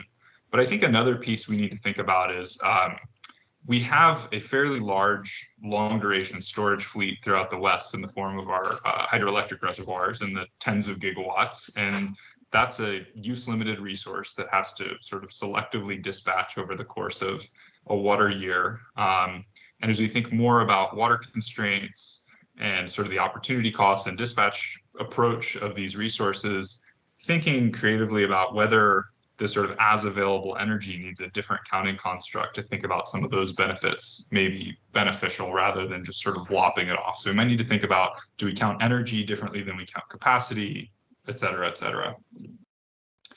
Let me just speak briefly to the diversity benefit. And I think I'm close to my 10-minute guess, maybe a little bit over here before I wrap up. So one of the great things about exceedance, there's certainly good and bad things, is that anybody can do it. It's a stats 101 homework assignment. Any monkey with a typewriter or washed up lobbyist with a programming console like me can do this. All it takes is some knowledge in Excel or R or Stata or some other statistical program to process. It's pretty easy to do. And so when we think about ELCC and all the pressure the commission has had to run ELCC for every technological variation or geographical variation or future portfolio under the sun, it's really time intensive. You need a proprietary model, proprietary data. It's complicated to set up. Everything is a function of everything else. And it's just very hard to do that on a one-off basis. Exceedance takes some of the challenge out of that by saying anybody who's got a profile can show, sort of without thinking about any of the rest of the system, what do we expect that resource to produce? Or what do we expect that combination of resources to produce? Or what do we expect this new sun tracking solar technology to produce relative to the traditional 1 or 2 axis tracking? I think this really can help us as we think about getting incentives into the RA program for resource development to, let's say, maybe invest a little bit more to get that better exceedance profile if you use one technology versus another, or one geography versus another.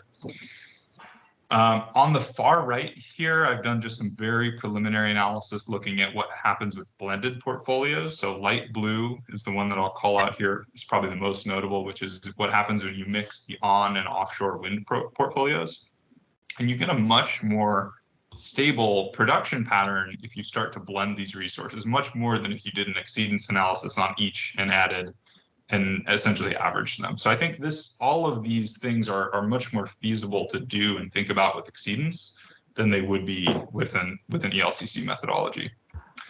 I think in the interest of time, I'll maybe wrap up here, and I can just share these questions for future workshops, and probably some of the questions that'll come up will speak to some of these themes, but I'll pause here and see if there's some questions and try and stay within that 20-minute time frame. Maybe we'll start with Dariush and then Doug, and I'll pull up the chat as well. Hi, and this is Dariush with Calvia. Thanks for the presentation and your statistical assessment. We have been ardent supporters of ELCC and played a big role in making sure that it was introduced in California, because exceedance method as it was implemented was totally nonsensical. While solar marginal contribution was to RA capacity was reaching 0, exceedance was still showing, 90%, 80, 90% contribution because of the way the framework we had. So the good thing about ELCC is it can work almost in every situation better than exceedance, except when you go into these slices of day where you pick narrower and narrower time intervals in which we find exceedance method to become almost equally useful. ELCC, if you do ELCC for those narrow slices of day, you probably get very good results, but under very challenging circumstances, you have to really work, have very complicated tools to do that. So, but if as you go with these narrower and narrower slices of time, as a slice of day approach allows it, I think exceedance method will work. So going from what we had in California as exceedance to ELCC was definitely essential. Now coming back under this new framework to exceedance method can work, but we have to be careful how we go about doing it. And I like the fact that you show when you look at all the wind resources, all solar resources separately, and then create exceedance based on that, the numbers become more and more rational. And maybe using something like 50% would not be very optimistic. If, in other words, will not create results that could be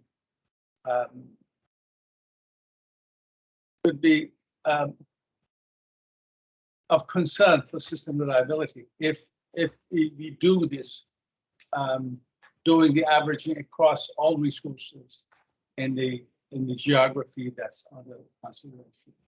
I wanted to give you some background as to why ELCC was absolutely necessary and why under a slice of day became more.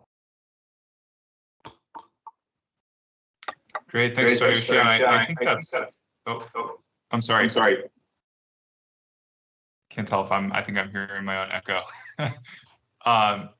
Yeah, Dariush, thank you for that. Yeah, and I don't have that history. It's really helpful to hear. I can totally understand why, especially 10 years ago, ELCC would be much more useful given the kind of levels of penetration than it is today. Your comments reminded me in my haste, I failed to mention a kind of key theme that you alluded to, which is, you know, the level of exceedance we select is going to have a lot of interplay with the planning reserve margin, right? So if you pull some of the uncertainty buffer out of exceedance by having, let's say, a higher exceedance threshold, you're going to have a lower PRM and vice versa. And I think Rick and Derek and the PG&E team teed up that issue earlier, but I think that's a really critical thing, is thinking about where we assign and deal with uncertainty is going to have interactive effects kind of across the calibration here. Do you want to go with Doug and then Tom? Yeah, no, that's interesting because that conversation, because I think there are some serious problems with the ELCC methodology. So one of the, you know, to my mind, one of the benefits of some of these proposals, both this one and the net load duration curve, is specifically getting away from ELCC, which I think works less and less well as we get into higher levels of penetration. I actually really wanted to ask a different question, which is about, you know, thoughts about doing the exceedance at a whole portfolio level rather than technology by technology, you know, precisely to capture the diversity benefits or the correlations that exist between different technologies and different resources. And it sounds, Nick, like a little bit like you're expressly suggesting that that is one approach that we should be looking at, which is, you know, each LSE blends our entire portfolio and then calculates a portfolio level exceedance rather than technology by technology, which I think would be a really interesting approach. I'm also wondering, have you looked at hybrid resources, because those are going to be increasingly large, an increasingly large component of the grid, of the resources out on the grid going forward? Yeah, a couple great questions, Doug. And I want to give you a tip of the hat here, because I think it was in an RA workshop this spring that I heard you talking about kind of portfolio effects for ELCC that got me thinking more about this blending. And I think this is a real potential area for benefit. You know, I think as we talk about a 100% renewable grid or whatever high thresholds, diversity benefit is something we've talked about and recognized for a while, and actually implementing that in an RA framework could be very beneficial. I do think there's probably a litany of kind of contractual and transactional, and then showing at the CAISO concerns that would need to be waded through before this could be sort of effectively implemented. But certainly getting that diversity benefit could avoid a lot of sort of otherwise just lost resource value as we think about this. Tom, did you have a question? I see, Peter, you've come on as well, if you want to jump in the queue here. Yeah, I just, this is Tom Beach for Cross Border Energy representing SEIA. And I just want to agree with what Dariush said. He and I worked together back in the day, so to speak, on exceedance when it was being used for RA, and it was a huge problem for wind, as I think your slide shows. It was not as punitive for solar because solar has the diurnal the sun comes up every day, and usually some amount gets through the clouds.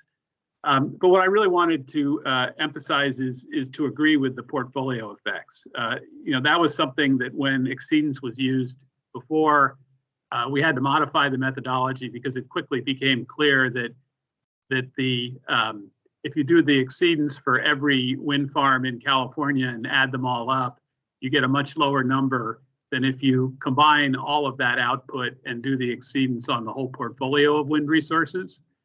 And we also looked at the same thing, combining wind in Wyoming plus wind in California, and the sum of the individual exceedances for wind in Wyoming and wind in California, the sum of those was much less than if you built a transmission line and moved that Wyoming wind to California and had a single portfolio of diverse wind resources, had a much higher exceedance value.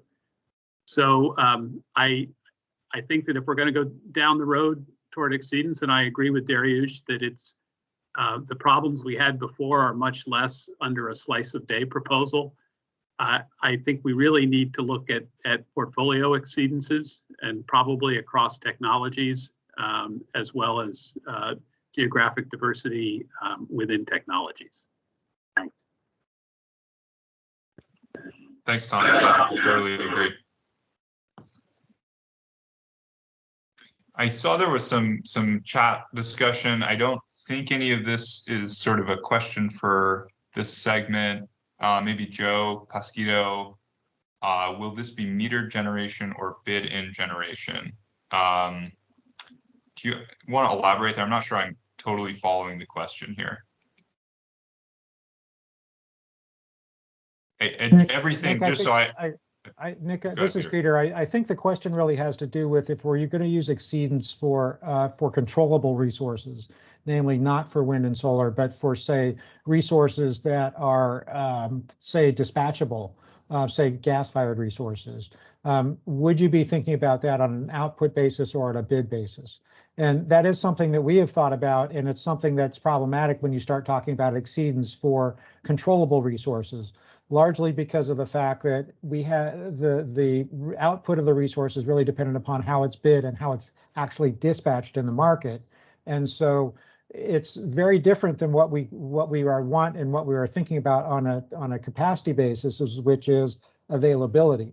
And so if we were to use the exceedance methodology on bid-in resources or on controllable resources, essentially it would be based probably on what the bids were and not what the output was of the resource, because you have the impact of the market and the market dispatch on what is actually produced by the resource.